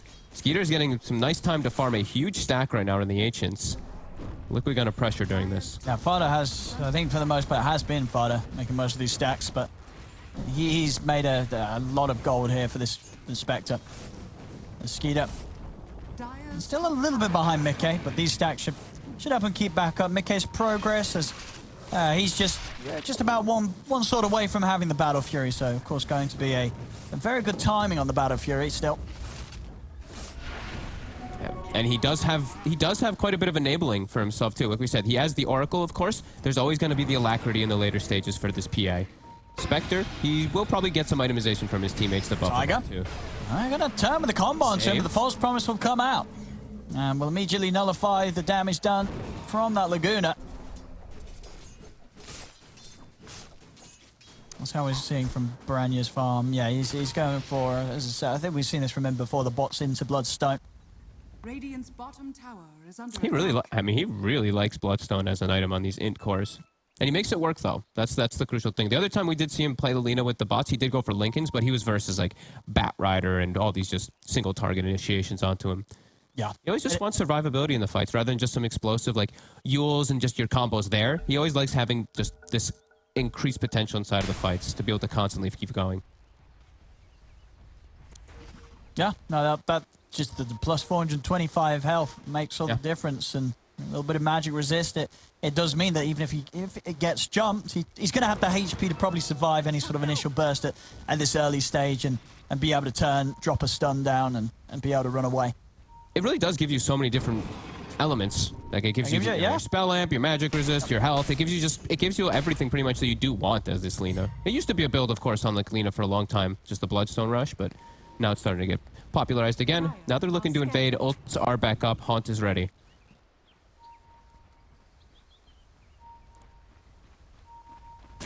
Tough for Liquid to fight around here into this Ravage.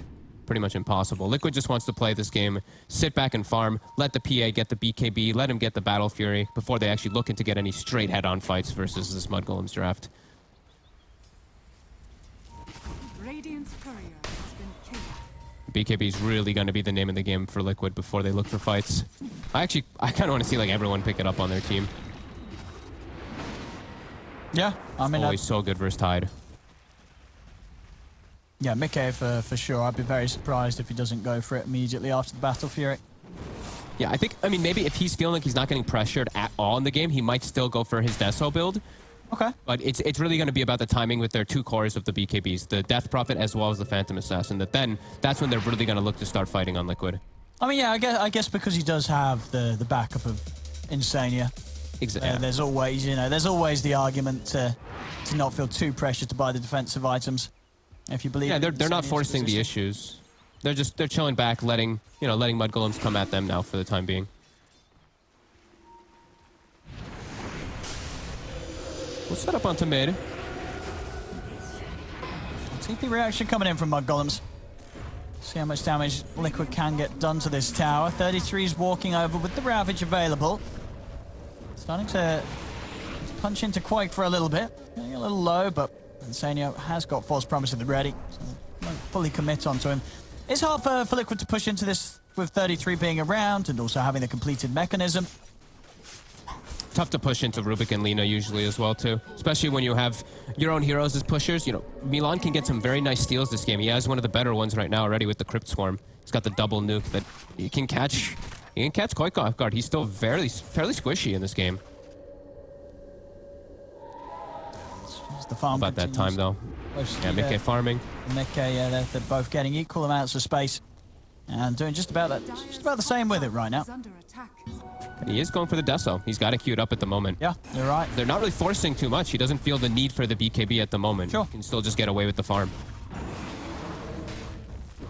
And from what you've been seeing recently, how do you nowadays sort of rate the PA against the Spectre later on? Like, is Spectre still the big spooky late game king, or is PA nowadays, because of these ridiculous crits that you're seeing, now the sort of safer bet?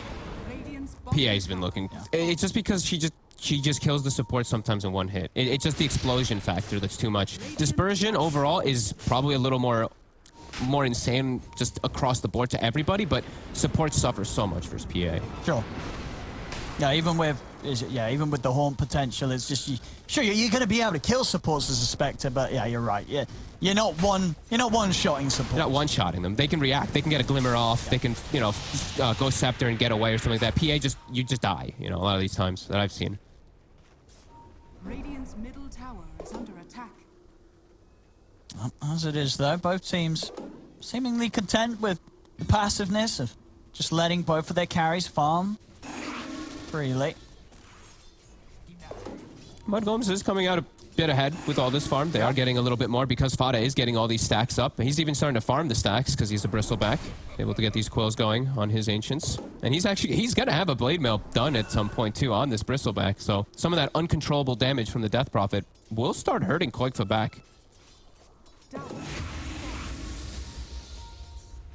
Nice one here. Keeler. For the Spectre if he wishes. And what else are we seeing from 33 after his mech? He's gonna get that blink.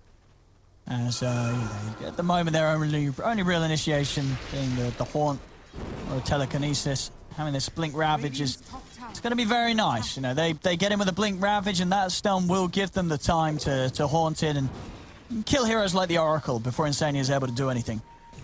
Yeah, and him having the blink tag will allow him to always follow up with the haunt, so that I mean he'll catch the Oracle before the Oracle can get an ult. The Ravage AoE is quite massive in comparison to Oracle's level 1 ulti, so if he does get the blink at a pretty decent timing, yeah, Insania will have a very hard time getting any ults off. And I like this as well from Boxy. He had the full Vestal queued up, but he kind of realized that this game's slowing down, so he just spends it in on the Midas. He's ready. He wants to be able to scale up with the rest of his cores with his PA. Scaling will be the name of the game for sure. Smoke coming out. There's a DD rune on Boranya. I mean, the pace of the game is slowing down. They did sneak a Roche in the other game. I mean, that's the I feel like they could do it because they have this support bristle, right? The goo helps a lot. Not able to find anything with this smoke though. Liquid get themselves away from the triangle. I think when they have Manta on Spectre, they can just force a Roche on the side of mudgolems, and I don't know if Liquid can actually react. Until they have BKBs, I don't think Liquid can just head-on fight. So I think, yeah, Manta Spectre and just go into the pit. They might actually just start it now. Yeah, they could definitely go for it with the goop. Instantly scouted, though. But yeah, I don't feel Liquid wants to fight this. They're starting to TP some heroes in the area, though. Oh, this is going quickly, though. Even with just the level 1 goo, it adds up to about -10 armor. That combo with the DD. And 33 being able to tank this very safely. It's given them a good chance to do so. Liquid, they are able to reach in time. Actually going in. They're in with the roll. Roshan is very, very low. Boranya looks to finish it, and he'll be able to do so. As Delina takes the kill and the Aegis. Boranya gets both. They've lost Fada, but they won't mind that as long as they can get everyone else out of there. But Liquid's chasing on. There'll be a buyback from Fada. Force out with the Deafening Blast onto Boranya. They'll turn with the burst onto the Rubik. Milan, he'll go down. The Ravage is there, though. It's caught quite far. Meteor Hammer comes crashing down as well, but he's able to dodge both the Hammer and this Light Strike away with his own Yules. It doesn't matter, though. As soon as he comes back down, Mudgolems have the damage to take Quakefa out. As Mudgolems make the call, they commit for the pit. Liquid able to get there in time, but Boranya, he seals the deal.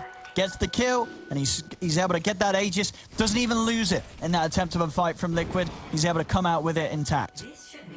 I'm surprised they actually went to try to fight that one there versus the Ravage. It feels very hard without BKB. Mickey, he couldn't contribute at all. It was literally just Quakefa and Taiga just running in and starting that fight. They almost killed Skeeter. It actually almost was worth it for Liquid. If they got the Spectre, it might have been pretty close for them.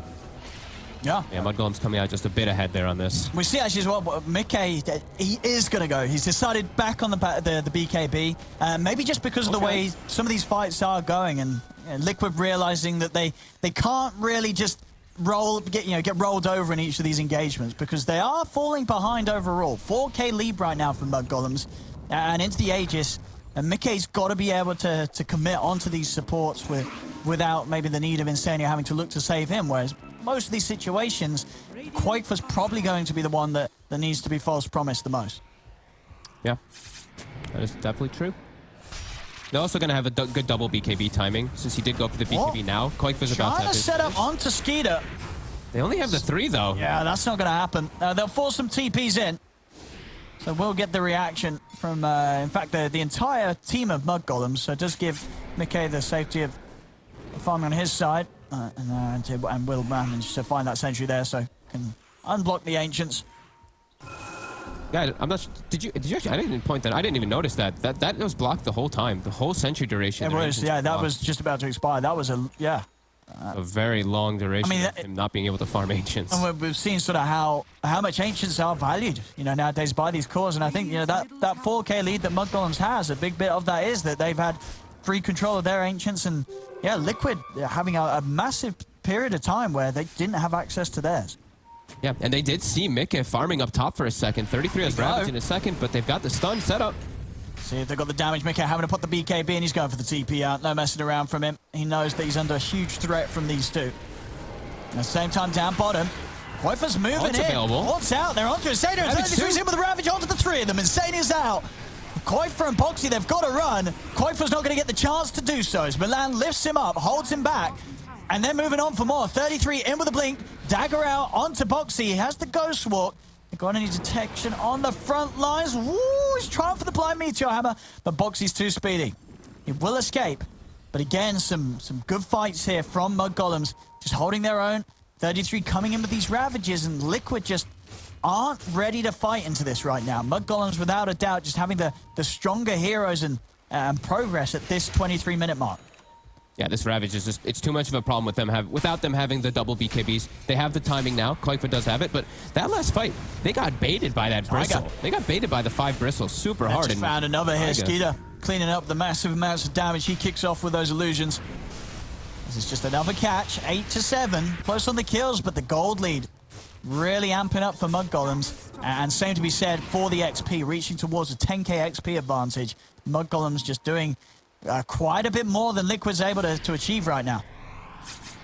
Yeah, they're always able to fight whenever Ravage is up. It's just been Liquid constantly having to avoid everything here. And a couple of times now, Fada's just baited them into some bad situations. They're trying to get aggressive on him a couple of times, and they don't get the kill, and they get turned on. Yeah. And again, here, Fada. They can't kill him. 3 heroes trying to go for Fada.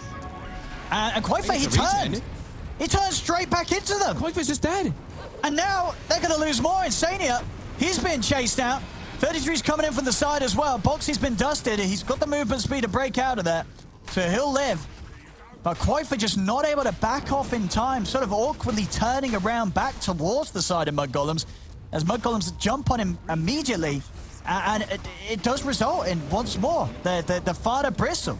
The sexy Bristleback just baiting Liquid's attention in. They're getting drawn in every time by him. I'm not sure why they keep going for him. That's like the second or third time now that I've seen Fada he just walks into them, and then they're like, oh, let's go for him. But they don't have a way to actually break him or kill him. Hey, Boxy will be able to cancel the TP of Boran, yep. That's something. Fada is just in right now. 5-position Bristle, level working. 14. It really is. Just a cloak and a blade mount, that's all he needs. That's all he needs. And he's already very hard for Liquid to kill. Like he's the same level as their cores. He's the same level as Koikfa. Higher level than Boxy, who has a Midas. Yeah, I mean, that's just Fada things, you know. He comes in on these heroes, you don't know what to expect. And he shows you the good stuff here. Oop, Taiga, he'll be spotted. Milan and Fada, they have the bots coming in as well. Oh, some ball-on-ball action here. They roll on towards each other, and they found Taiga. Mudgolems. They keep doing it. They keep doing it here this game. 7k lead. And Liquid, they're struggling. Liquid sort of in the position that Mudgolems were last game. They're just falling further and further behind, and very hard really to see what Liquid can do, at least until Mickey turns up. All of this has been going on with Mickey having very little involvement. He's been focused on the farm, and he is, of course, sticking far ahead of anyone else again this game. Easily 2k above the rest of the heroes in action. And the items are there, BKB, Deso, and Basher. So even though Mudgolems do have this 8k lead, still yet to see Liquid fight with their carry. Yeah, and he is in his levels too. He's about to hit level 20, so he's still the highest level in the game by a decent margin. So he's doing a good job. His other cores though are starting to fall pretty far behind, and when you're playing versus Spectre, it is a bit scary when your cores start to get this far behind, because their game just gets that much harder. And Koikfa, just a few mistakes as this Death Prophet now have really costed him. He's fairly fragile now versus the front line. And yeah, Koikfa, Insania just has such a hard time in this game being able to be in the right position to get these saves. Just versus 33, versus this Blink level 3 Ravage now too. It's gonna catch him. It's gonna hit him in the backlines. Oh, they're gonna try and jump Fada again.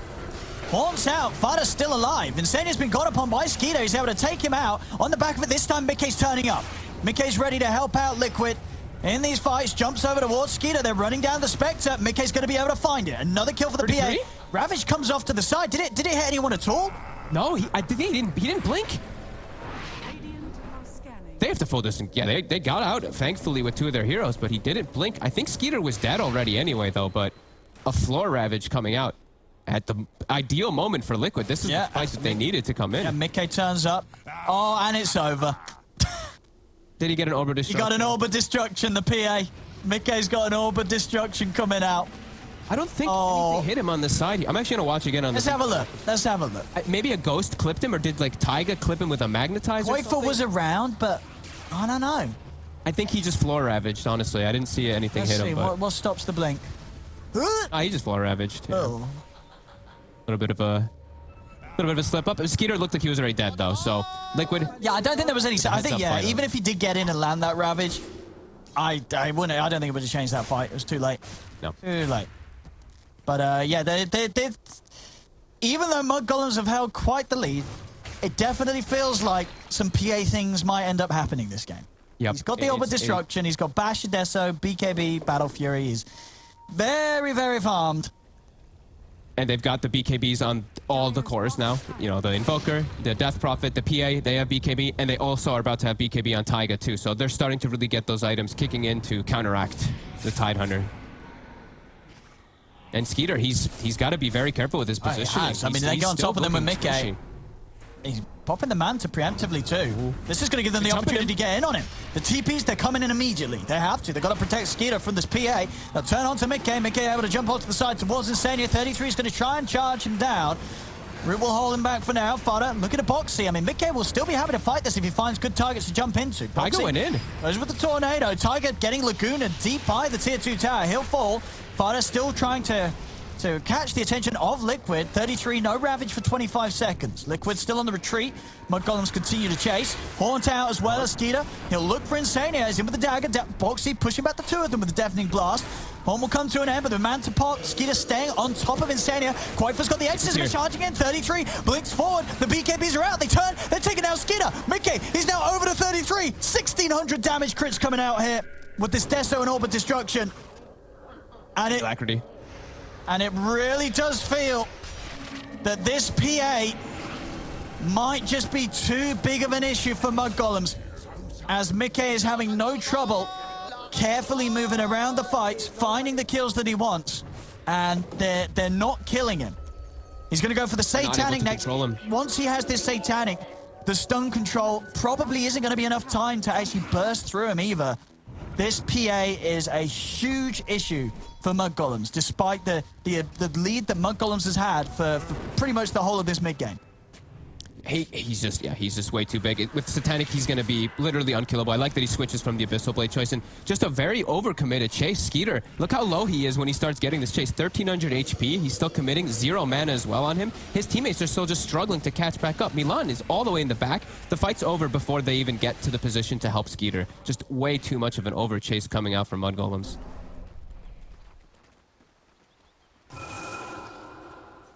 And yeah, Mickey, you know, like we said a lot of times for Liquid, they do sometimes just put the eggs in the basket of Mickey. He's delivering again here. And Koikfa too. He's definitely had really good rotations and good recovery coming in with his exorcisms, as he has struggled a little bit in this game.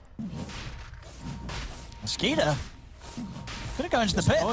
I mean, they've got Ravage. There's no exorcism, I guess, and they have Ravage. I think at this point, though, with Mickey as farmed as he is, he's still happy to fight even into these ults, but they might not get there in time because they're doing it quickly, Mudgolems. And Liquid, they're not going to be able to make a move in time, so Mudgolems will get away with this. Aegis and Cheese. It's going to be both. Yeah, okay, Skeeter, he's going to pass the Cheese over to Boranya.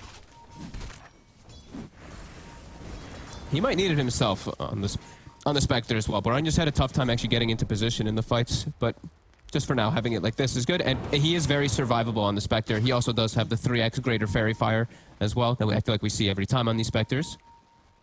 It's a good timing here for Mudgolems if they can find some type of pickoffs. Mickey, got a lift on him. He's out. A very early False Promise will be used, though, as now Skeeter, he's ready to punish this. Turns over to Insania. Tiger. I mean, they're looking at Mickey, but Mickey's too elusive. They try and get Tiger. Tiger with a roll away. The dagger's coming in. Oh! He tries to roll once more, but the dagger gets him. Keeping on mid, they see Boxy. They're going to try to cut him off here. Push the wave in as well, as we did see Liquid immediately when that was all happening. They went straight to lanes to push them out. Boxy's still being stalked. Milan TPing on the outpost. Back for him. I mean, are they able to read where he is? The dust is going to get him. Milan. Oh, that's a very impressive looking catch. Yeah, I mean, it forces a BKB charge out, at least on the way out. But nice attempt there from Milan. Reading the direction, he would go perfectly with that blink dust. Here we see another item. We've seen this a couple times for the Invokers. Just all about Mickey, all about boosting that PA. Alacrity and Solar Crest now always going to be thrown onto Mickey in the fights. And he's just 700 away from having this. Well, no, just 200 away. This wave will give it to him.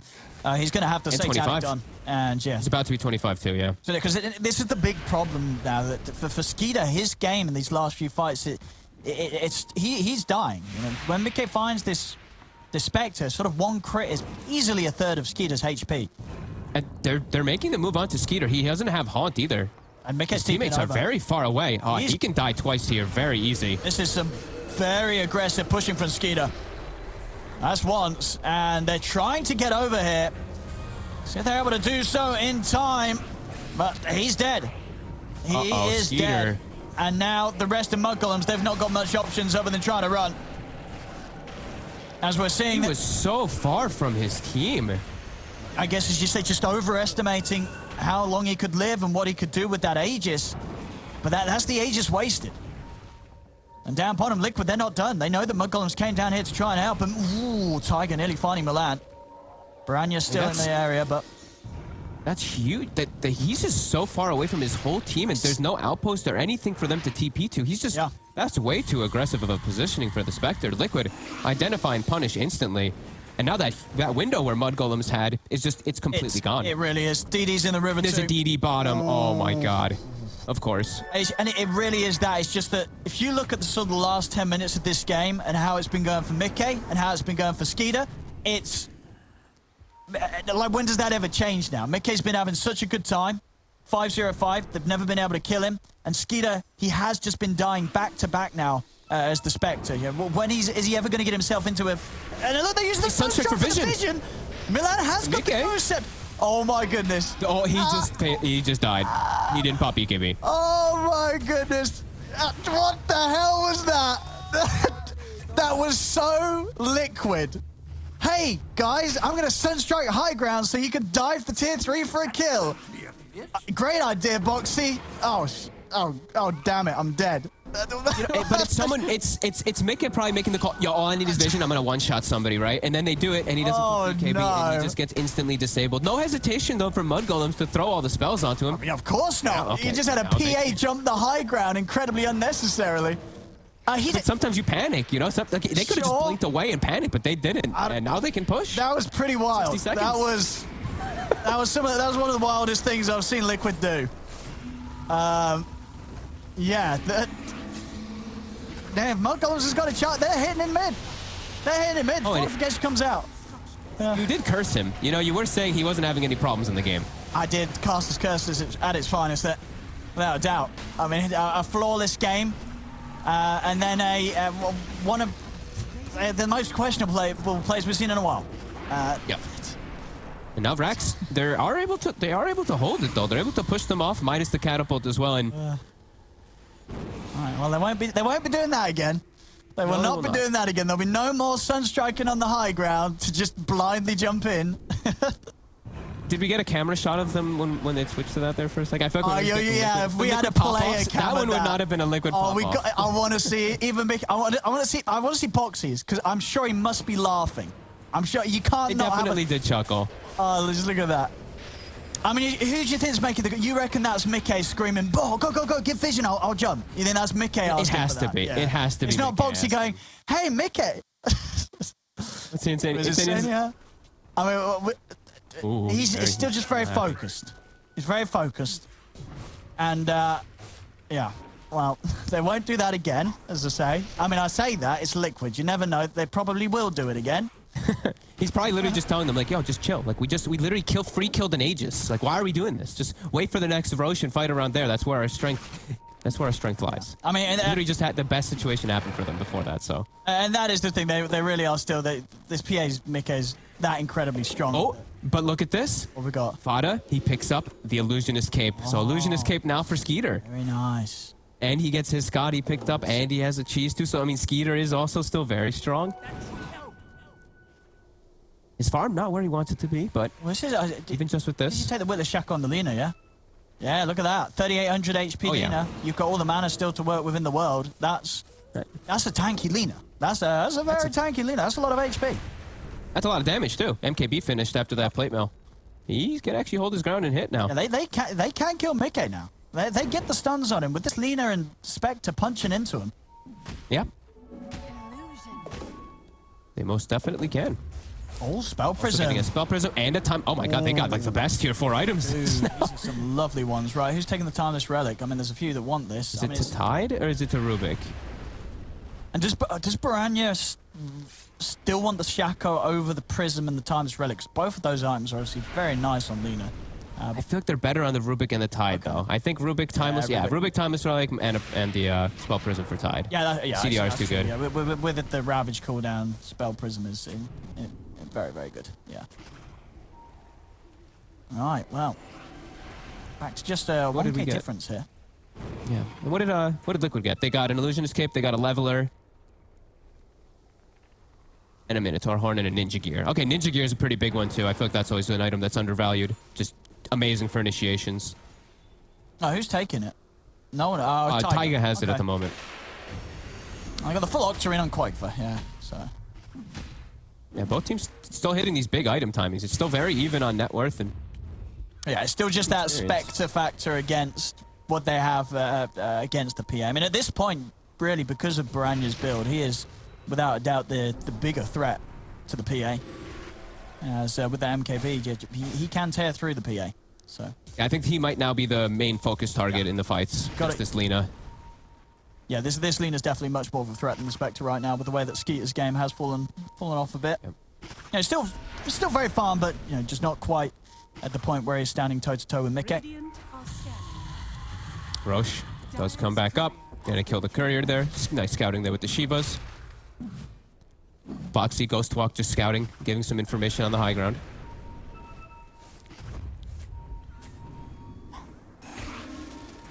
Constant ninja gears coming out from Taiga to scout stuff out.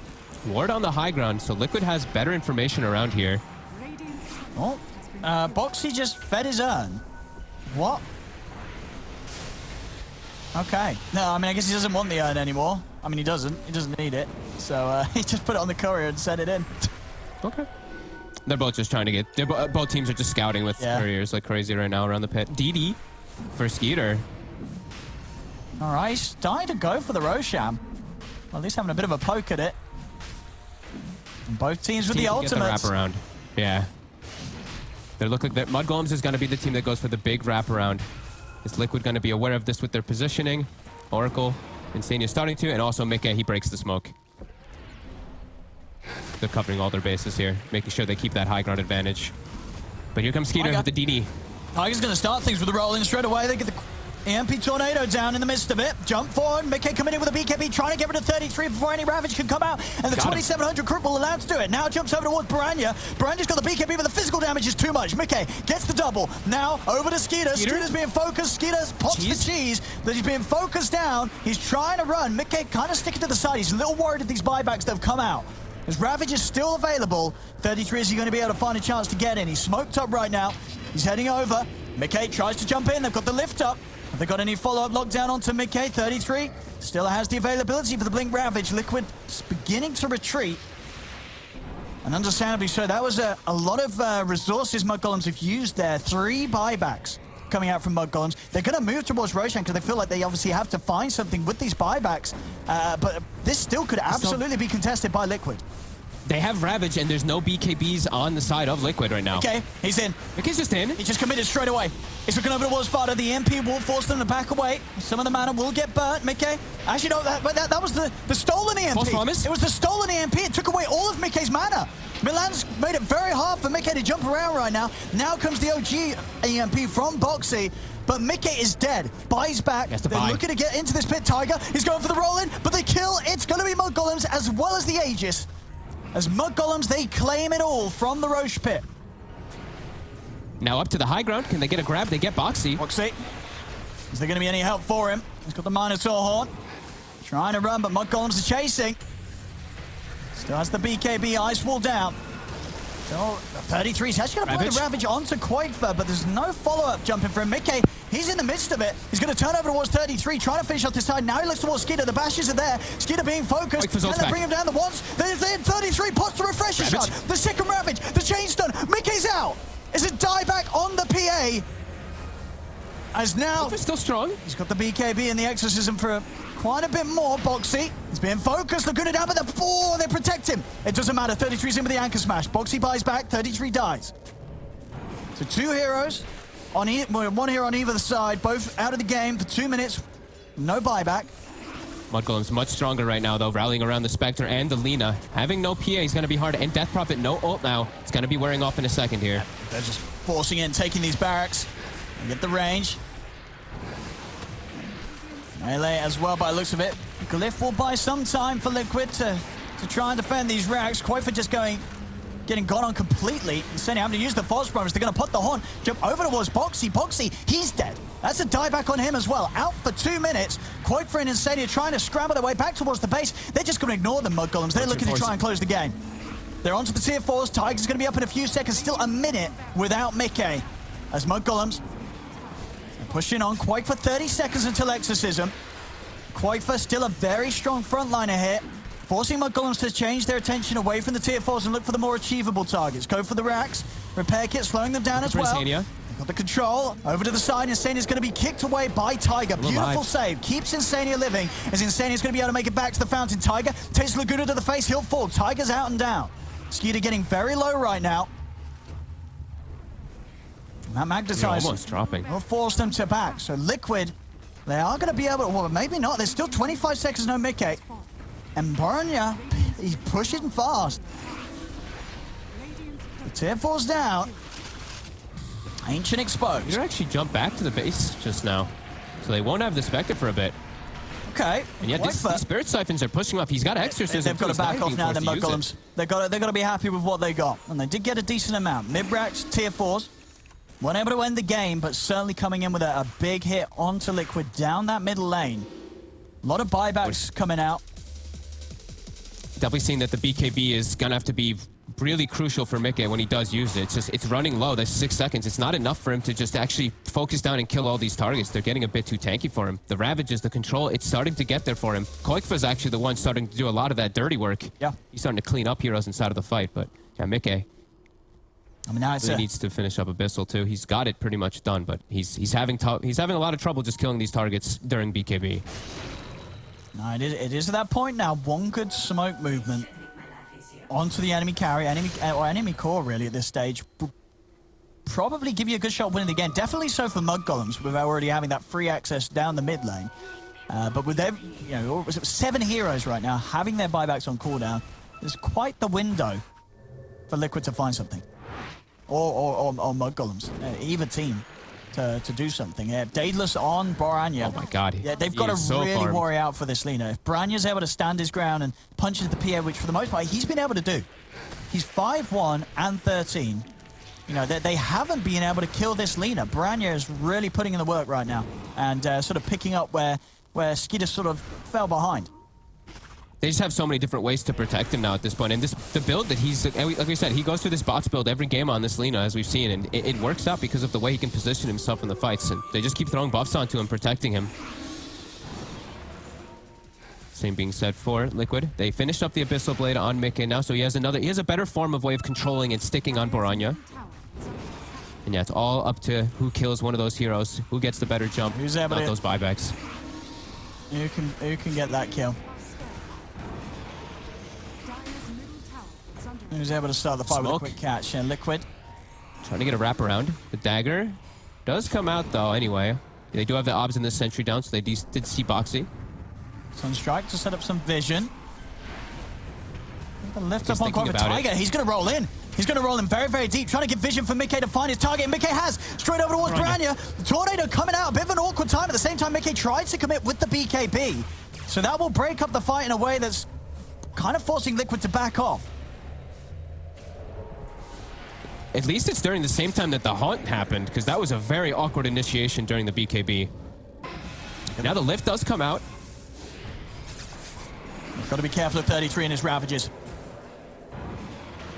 33's Ravage will be the setup to get some of these kills. Mickey for a bit of a risky TP out there. Does make it away. So does Insania.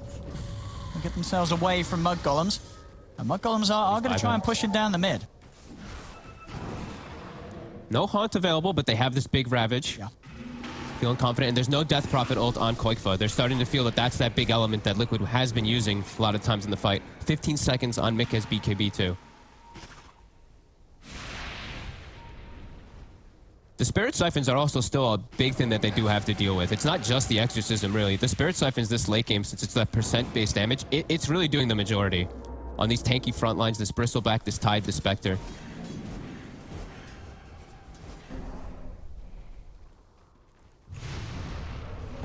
Liquid inching away. Buying a full refresher now for Koikfa, so he's all in. He has no buyback either now. Okay. I mean, yeah, he did have it before. Yeah, his was not one of the ones on cooldown, but... It's such a strong refresher on Death Prophet. Refreshes, Shiva's BKB, gives him all 4 of his Spirit Siphon charges back as well on top of that Exorcism. So it's really that. It's really that it gives all of that in combination. There we go. So at this moment in time, a very, very close game. And definitely ended up a little bit closer because of that bit of a blunder from Liquid earlier, diving the high ground. A little bit of a mistake for sure. But that's what we like. That's what we're all here to see. Everybody loves a good mistake. That's the only reason why everybody's watching at home. They're here to see the mistakes the pros make. And mistakes are what makes Dota 2 such a wonderful game. As we get to points like this.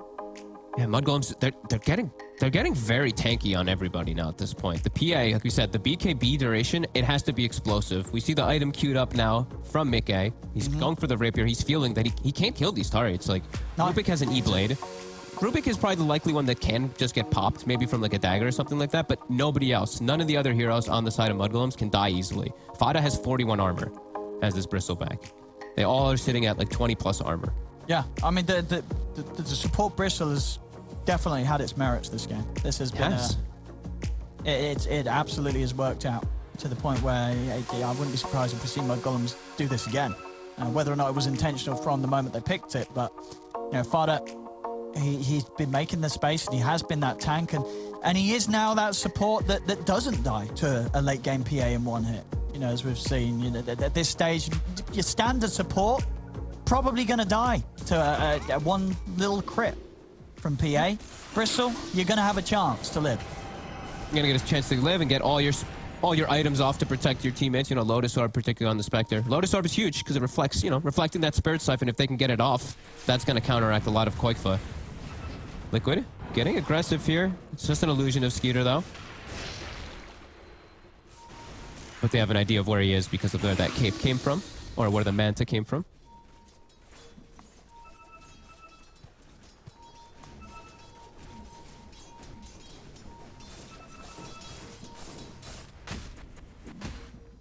Taiga steps up the lift.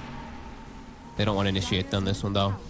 They want to try to get some more information of where Insania is first.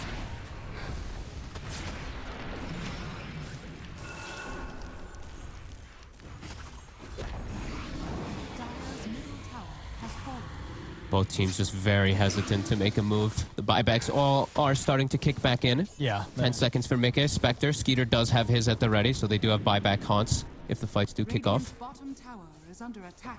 Yeah, I mean, that, of course, still the big strength that the Spectre does have against anyone else. That buyback haunt, you have to take that into account now at this stage. It's absolutely going to be used every time to the point where, I mean, how do you sort of play around that sort of knowledge that if you do commit onto the Spectre first, she's just going to be back for round 2 immediately? Definitely have to look for the other targets. You have to find this Lina first. That's always going to be the case, I feel, for Liquid, is find Baranya, because he's really starting to be a big problem in those back lines. He hits super hard.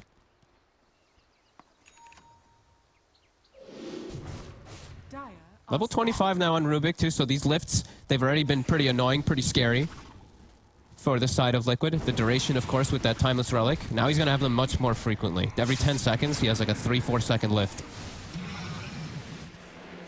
And with, you know, when these BKBs really ticking low on the side of Liquid, this any type of extra control that mudgolems does have, it's going to be huge. Oh, dude. You know what? You know what's going to be great? What if we get 60 minutes? And what if we get the Ballista on Lina? I mean, that would be insane. That would be pretty insane on them, yeah.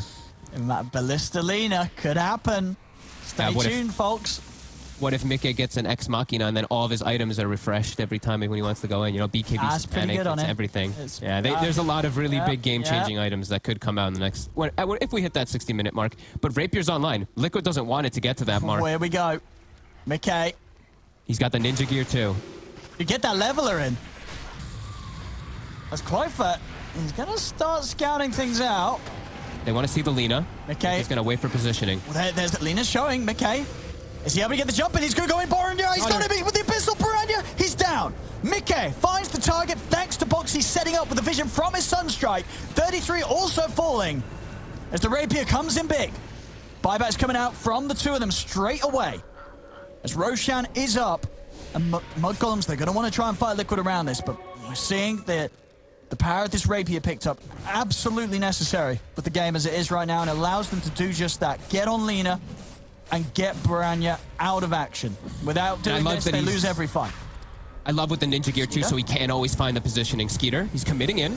I mean, he's going to get pushed out to the side. Tiger's out. Whoa! 4,500 damage! What the? 4,500 damage, boys and girls! Alacrity, Solar Crest, everything. Holy moly. He has buyback and haunt. He's going to wait for the opportunity. My God, he just disintegrated. That's a big crit. That's a big juicy crit right there. Fada. Fada? I mean, he's stepping in. Haunt's going to come out. They're trying to get into the pit. Roshan's down, and Mickey, he's been able to pick up the Aegis. Aegis on the PA. Cheese refresher shot. Axe on the floor. Mickey jumps over towards 33. He's able to get the Ravage off, but he's going to go down. Mickey burst low by the E-Blade, but the false promise from Insane comes into play, keeps him alive. He's able to turn, get some lifesteal off as he takes out Piranha. 2 cores down now without buyback. Mickey over to Skeeter. Skeeter, he fought back for this. He's almost certainly going to go down too. He's trying to juke his way up. Pots the refresher to jump out with the Haunt. He's jumping around. He's trying to get away, and it's going to work. Skeeter, no, it's not. Your Scepter's out. They found him. Koifer's got the control. Pots the Manta. Skeeter still on the run, trying to escape, but a dagger comes flying in from Mickey. As there's 4 dead on mudgolems, 3 of them without buyback. They did it. I think Liquid has done it. I think they've done it here, Liquid. Let's see what Fada's going to do. Is Fada going to try to hit the... Fada is going to go try to hit the base right now. Go, Fada. Wait, what? This is the only option he has. Fada with the base race. They can't do anything else. Let's go, base. He's going to try. He's like, bring it on, Taiga. He's going to drop some items, too. He knows that this game is over. Here we go. He's going for the base race. Some fun. Going for the base. Come on. Sell all your items. Buy Deso Necro Book. Let's go. He's gonna. Let's go. Let's go. Deso. There it is. There it is. Fada's doing it. Elon's bought back. Fada is trying. Oh, no. He got kicked in the fountain. Oh, no. Here we go. The Deso. He's trying.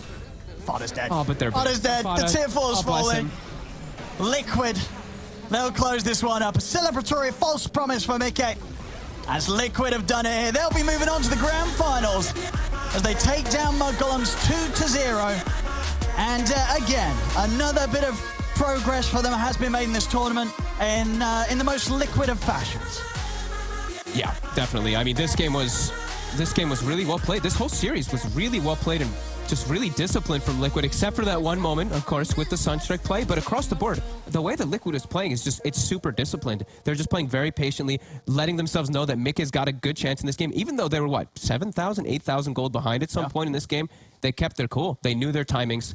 Damn, some good stuff from Liquid. I mean, yeah, overall, an incredibly fun series. And I think, even though they don't make it through any further mudgolems, I think, Fada having a bit of fun at the end there, trying for his own little base race. And I think, mudgolems should be very happy for how far they did get here. And they've definitely shown that this squad has a lot of potential. I'm sure we'll see a lot more from them in the future. But without a doubt, Liquid, the victors here with these 2 wins. This game, Mickey, a little bit of a throw with that jump to the high ground, but he takes the game on his back. He says, guys, I'm going to get a rapier. I'm going to sort this out. And with the help of the rest of them, he's able to do so. Liquid take the series 2-0, and then moving on to the grand finals.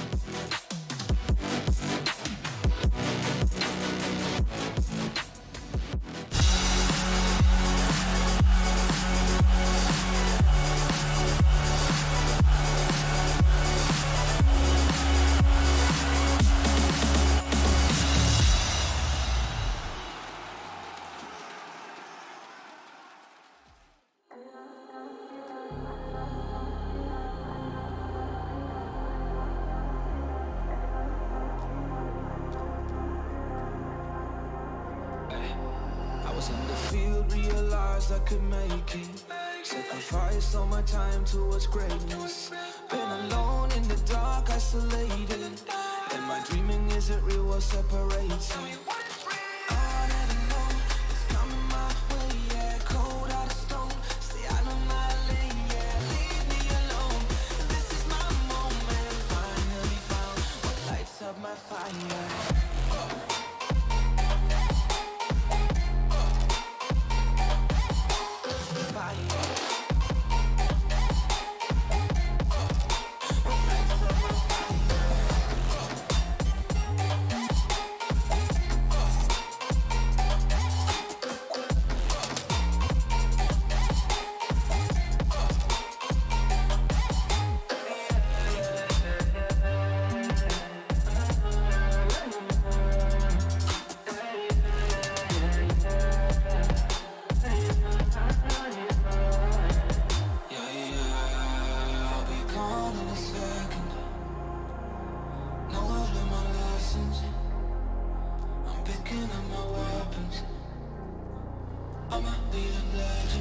Energy high as they coming to go up. Believe in myself and I'm taking it home. I'm stepping it up to another level. Time moving faster than ever before. They don't really know about honesty, but they don't really grow honestly. I cannot be stuck constantly. Consciously is a part of me. And I'll never know what's coming my way. Yeah, cold out of stone. Stay out of my lane. Yeah, leave me alone.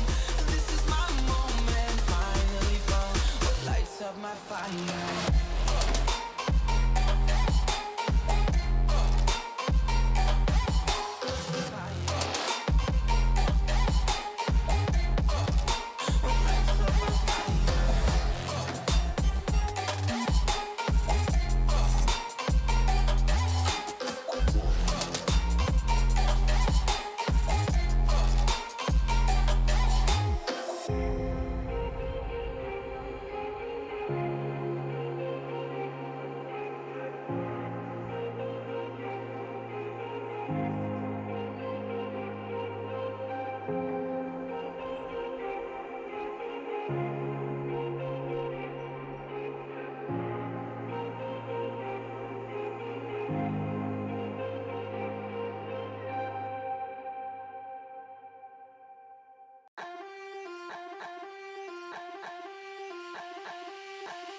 Don't you know I'm a bad little mama? I got moves like Madonna. Don't tell me 'cause I move when I'm gonna. I'm not afraid to lose. I am a prima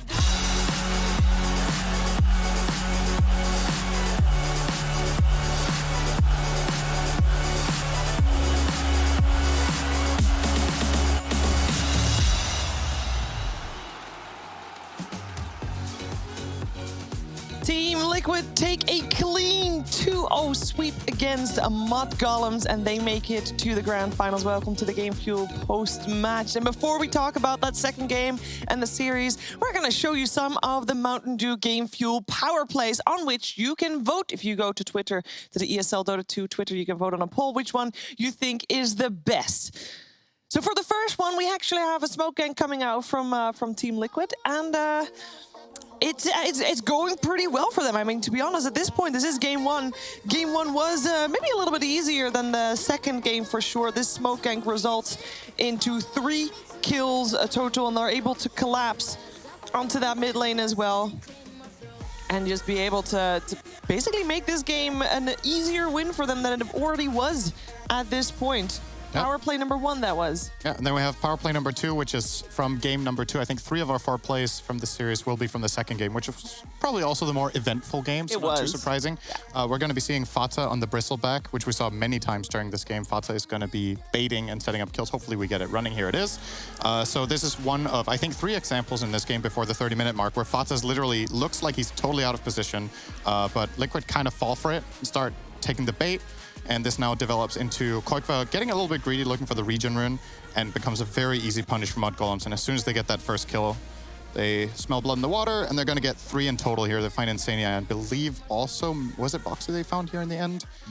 I love bristleback. It's pretty much just be out of position, but not too much. Third power play coming up is Mickey doing something quite similar where mudgolems think they have an opportunity to pursue the enemy carry. They get very excited, and unfortunately they forget that they're playing against DPPA, and they overextend a little bit. There's the BKB, and all of a sudden Skeeter's dead in a couple of seconds, which we saw as the game closed. Not quite a 4,500 crit, but got close, and this was kind of the tape for mudgolems. If they have their ults, they're able to connect and find big team fight wins. If they don't, they're in trouble.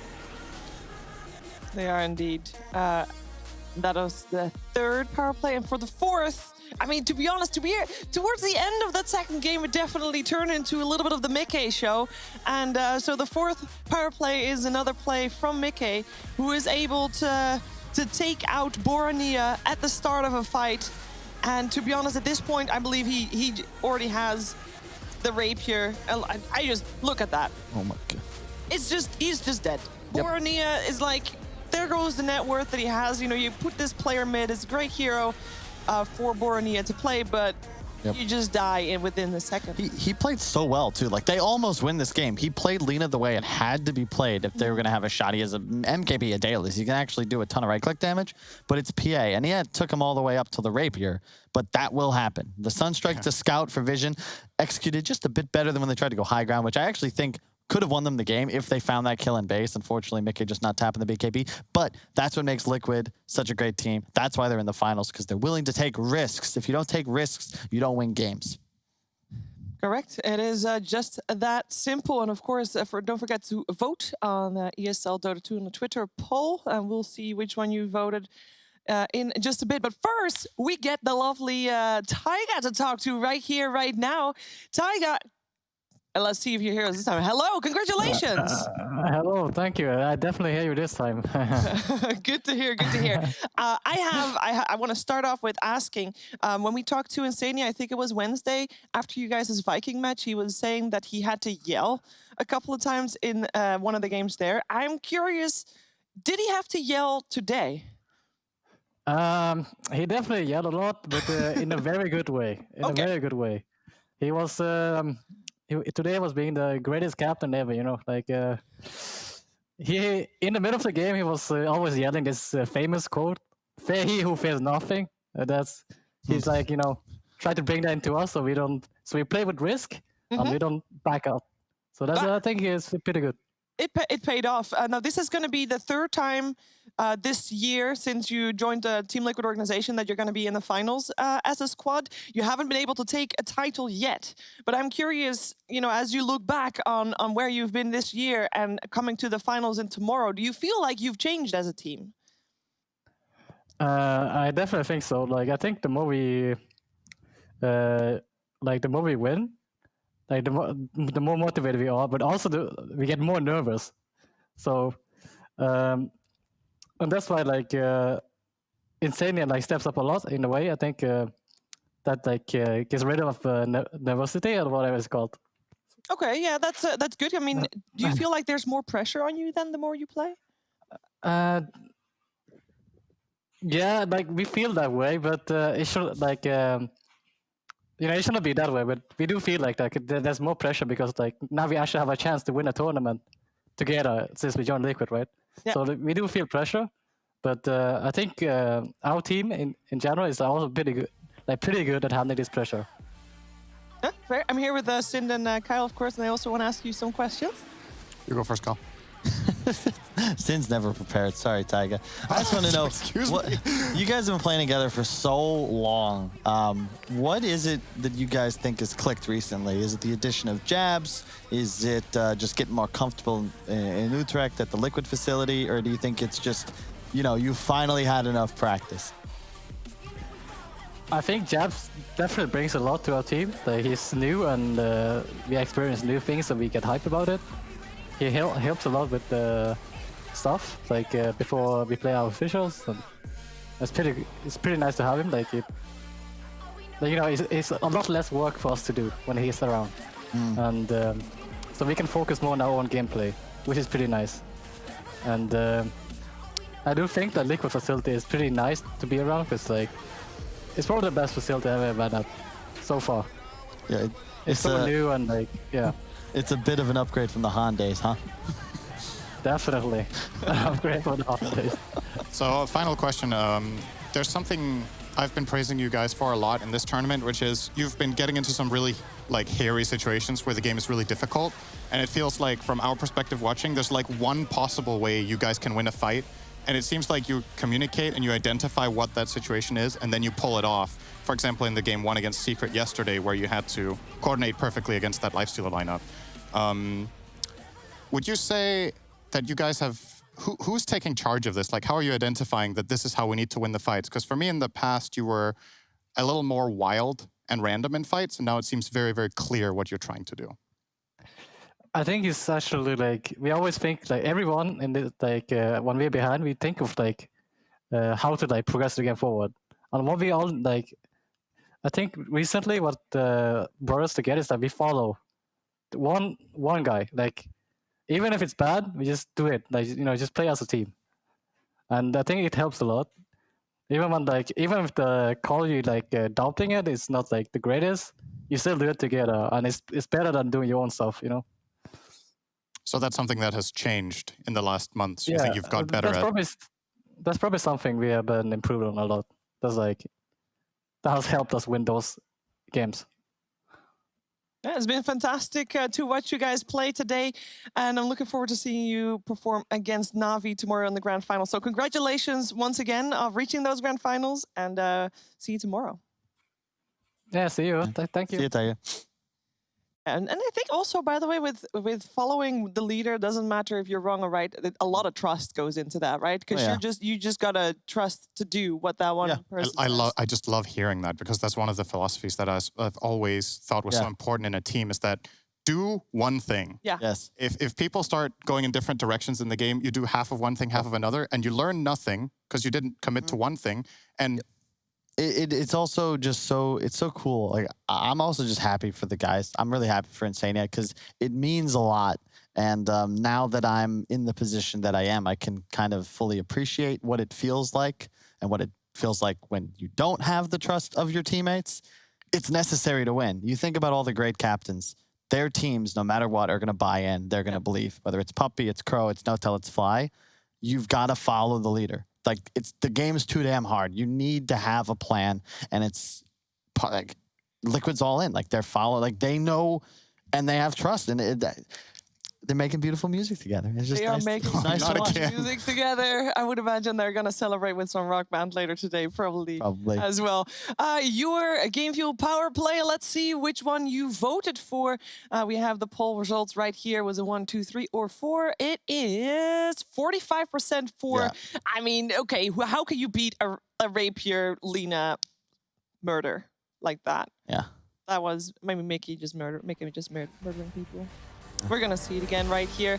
There is, I mean, is this the first time that he fought with the Rapier or the second time? Because it's not like it's a surprise. I think this was the first fight. It was the first fight? It was the reveal. But it's so sick, is that's set up from the squad. In the comms, I can almost guarantee they're discussing how they want to murder Lina. The Sunstrike comes in for vision, and he's just, you've got to be thinking, also, no. Quakefire was standing on top, so there was that. They did use that earlier. Even if it's not for vision, it's more like it's a clear call, kill Lina, right? You're sunstriking a BKB Lina to get that extra damage in, because you know the way we win this fight is getting this one guy right here, right now. Just like against Secret in the first game, we need to stop the black hole steal from Rubik, and they execute it. So it's wonderful to see. I just wanted to add finally just one last thing about following the leader, because I think something that we're hearing from a lot of these teams is that, you know, the community often thinks about the team as there is a captain or a drafter or whatever that leads and calls the game. It is so much the cores calling games. Like, this mindset that there's one guy doing all the micromanaging of the team. That's just not how Dota works. No one person can do it. So they are following whoever feels confident and powerful in the moment, and that's how you win. I think the best way to get, it's the difference between strategy and tactics, right? Insania, he's the general in the back. He's outlining what you're going to do to win the war, but at the end of the day, there's someone leading the vanguard, there's someone in the cavalry, and they've got to have total autonomous control of their own unit. And in different phases of the game, a different person has to step up, because it's their hero and their target that'll ultimately determine whether they're going to win that engagement. Yeah, they have to play an instrument each as well, right? He was talking about exactly that yesterday. Yeah. Insania is playing the contrabass, and the other guys are playing other instruments. It's really good. It is really good. Great back to the music analogy. No, I do really appreciate hearing. The composer. Yeah. Sure. Hearing from somebody's got to be first chair. Insania, you want to continue on for a second? No, please. All right. Well, it does mean that we do have our 2 grand finalists ready. We have 2 teams, and one of them will take the throne. These teams, all right, the last time Team Liquid won something was when they were still Alliance. It was actually the last summit before TI9. So they haven't won anything under the Liquid standard. And for Na'Vi, as an organization, I had to go really far back to find out when the last time they won something was. As an organization, I wrote it down. It's like a few calendars ago. 2016, a Star Ladder. And, well, I guess also you can count the Reshuffle Madness in September 2019. But the teams playing there weren't the best caliber, so I didn't really want to point that one out. But 2016 for the that is the Na'Vi organization, so that does not go for the Fly to Moon, obviously. Right. So that's just the thing that's so nice about this finals. It's like whoever of these teams wins has worked so hard and so long to get there. It's the really combination. Yeah, new blood like new winners, but also old legacies that finally get their time back in the limelight. And you know, shout out to the Liquid Org for taking a chance on the boys after the disappointment at TI. I think that their faith has already been rewarded based whether they win or lose. Same with Na'Vi, right? Like they threw out the old team, they brought in the new, and already, look at them. They are still listed as a trial team on the website, by the way. Just want to point that out. They're still on trial, so they got to perform. They don't win the finals. Not getting in. Hey, time to up those salary requests. Yes, exactly. I do want to, before we close to go to tomorrow, I do want to hear from you guys. We've had close games. We've had a lot of close games, but we have not had close series. Everything has been a 2-0. Yeah. You can have a close series that's a 2-0, but I get what you mean. Like, we haven't had any 3-game series. Why is that? And will we play, like, can you guys give me a little bit of confidence that tomorrow is a better day for maybe a little bit more back and forth in that regard? I actually think 3-0 is the least likely result tomorrow. Yeah. I think it's the least likely one. So a lot of it seems to be on drafts, the way lanes are set up. Like this game came down to, you know, does Koifa die outside base? They might just get thrown themselves. Like a lot of these games were very close, which is why I think we're not disappointed. Yeah, it's all 2-0s, but we've still had good, entertaining Dota too. So it's a little bit of chance, you know? Yes. I think realistically, 3 or 4 of the series we've had here could have definitely been 2-1s. Mm-hmm. So it's a bit misleading. That is true. Also, want to still mention that I'm looking forward to see what mudgolems is going to do next, because they are definitely a team that we have not seen the last of yet. However, maybe we've seen the last of their logo, as they are still looking for a sponsor. Perhaps getting third at ESL 1 Germany might have gotten them one. We'll find out at some point in the future. But first, we're going to find out tomorrow who takes the crown here in Germany. So tune in tomorrow. We're going to be back here at our normal starting time. So I know today we were a little bit later. Tomorrow we're earlier again. So we'll see you tomorrow for more Dota 2 for ESL 1 Germany. In paradise, the sun never goes, it's a feeling. We watch the waves wash over the shore, the horizon goes blind. This could be the end of the world as we know it. Or this could be the end of the world as we know it. We never thought we'd get this far. I'm gonna stay true. These songs I wrote for you, oh, they make me blue. They make me blue. What did you say to me? You wanted to be free. Do you believe? I want you to believe.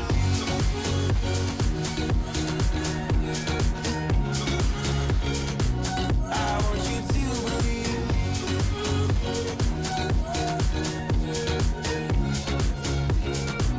I want you to believe.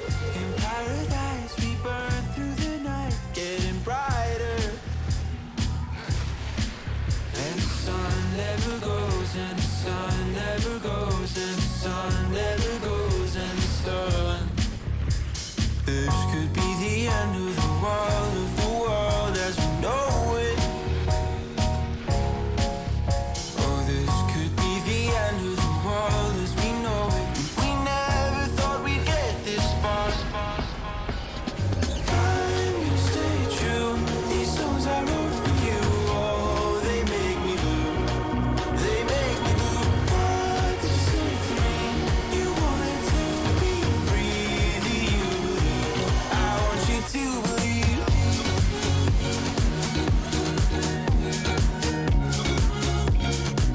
I want you to believe. Hey Leute, ich bin's, eure Melli, und heute geht es um Selbstbewusstsein auf dem Server und wie ihr eure gesetzten Ziele erreicht. Und darüber rede ich mit unserem E-Sports Mental Coach Edgar Chikara. Also bleibt dran.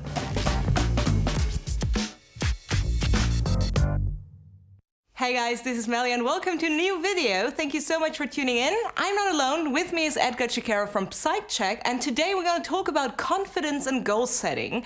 And Edgar, maybe we can just start by you telling me what makes athletes, if traditional or digital, or gamers in general, confident?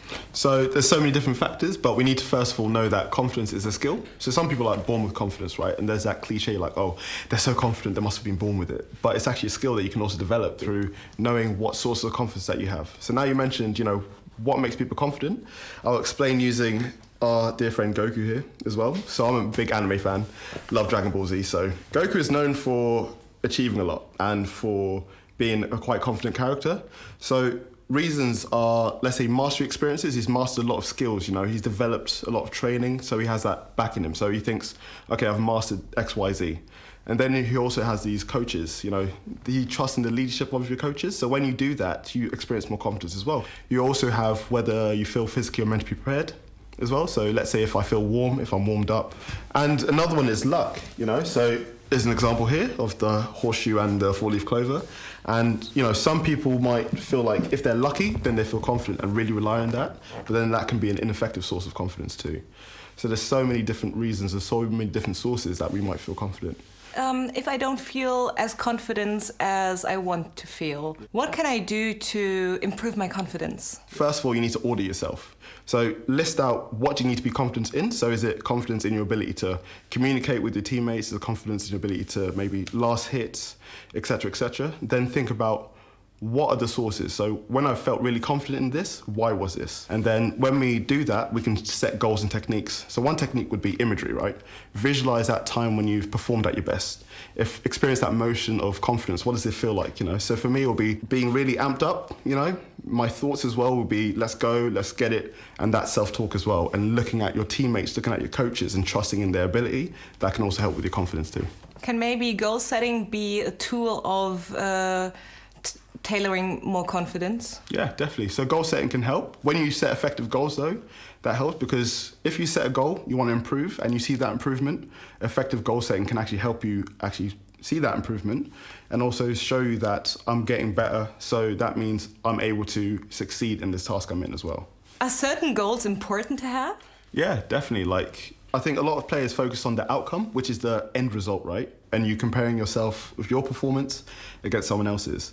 And that might help shortly with motivation, let's say before you're playing, but during performance, that doesn't help that much because you want to focus more on the process. So a better goal to focus on is, you know, what are the strategies, what behaviors I need to do whilst I'm playing that will help me get to my goal and to the outcome. So when you focus on that, it helps with so much, like with confidence as well and with nerves. And when we focus on that, it leads to basically better performance in that way. Could you give us an example for effective goal setting? Yeah, so definitely one that you need to focus on is the process. So, you know, what do I need to do in the game? So what you don't want to focus more on is, you know, that end result whilst you're playing. So this could be like beating a certain opponent as well. So in a nutshell, focus on the process. But also what does help with setting effective goals is knowing that there's this gap, right, between what you set your goal to and actually getting there. And not everything goes perfectly as a performer or in any walk of life. And you need to plan for these obstacles. So you say, cool, this is my goal. If I experience this obstacle, this is the solution. So you have a plan in that way too. And when you set your goals that way, you're more likely to succeed and actually achieve your goals. You don't want to be too rigid and stiff. You kind of want to be like this wave, just quite flexible when you go through. So that's what makes an effective goal. Exactly, because achieving your goals is never a straight line. Perfect. So I'm gonna work on my goal setting. Earlier I would have said I'm gonna beat you in Super Smash Bros. But now I'm gonna say I'm gonna work on my character movement. So Edgar, maybe it will result in me beating you. Let's see if it works out. Well, I'm confident that it's gonna work out. And you guys at home, you should definitely go work on your game as well. And well, you've heard it from Edgar, and I'm happy to welcome you back in one of our next videos. Now I'm gonna beat you. Good luck with that. Jump! No, you've lost this one. You're done. Combos. You're done.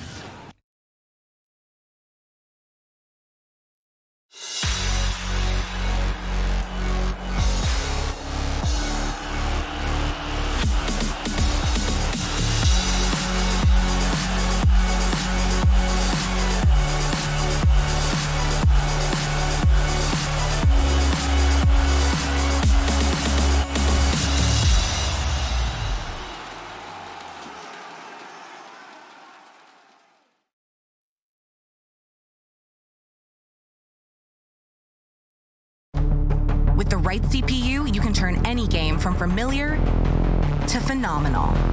Unleash the potential in all your gaming with Intel 10th Gen processors. With its optimal balance of threads, cores, and frequency to deliver elite real-world performance, only Intel can bring Marvel's Avengers to life with in-game PC optimizations. Supercharge your Marvel's Avengers experience with Intel Core i5, i7, and i9 processors. My name is Jordan Gilbert, aka Nothing. Hi, my name is Sue Lee. My handle is Smix. I think it's important for these initiatives to happen. Empathy really, really goes a long way, and it always means so much to us, and I think that's where initiatives like this really help. I encourage everyone in the community, anytime they see bullying, anytime they see someone getting called names, I encourage you to step up and say something. Good luck, have fun. Good luck, have fun.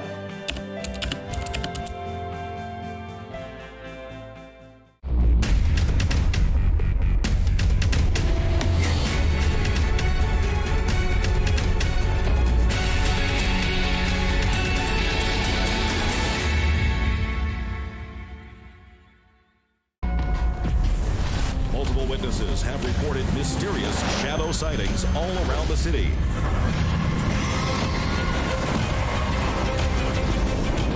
According to experts, the origin of these shadows is still unclear.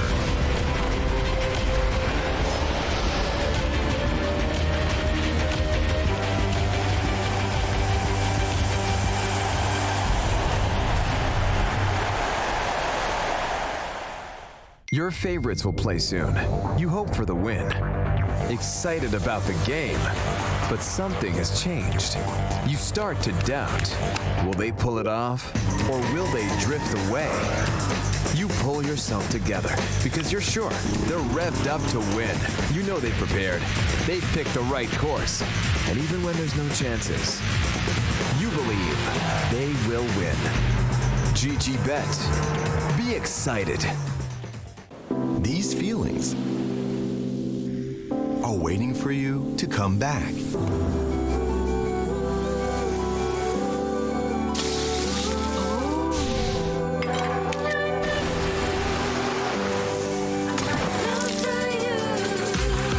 Amazing feelings are waiting for you to explore again once the world is ready. Until we meet again. Amazing Thailand.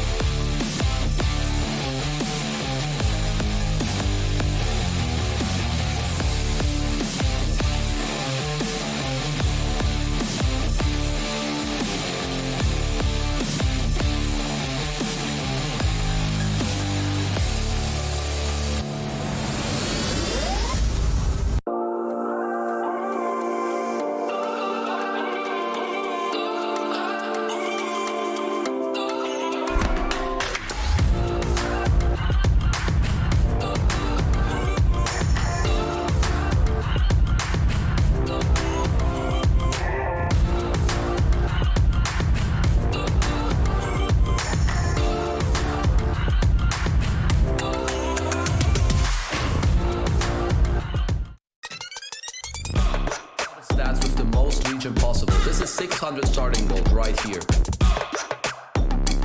If you do half the steps, trust me, you will get better.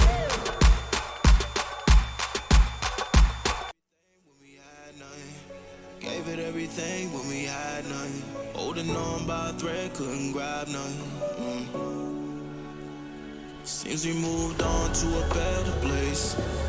Shine away from the shade.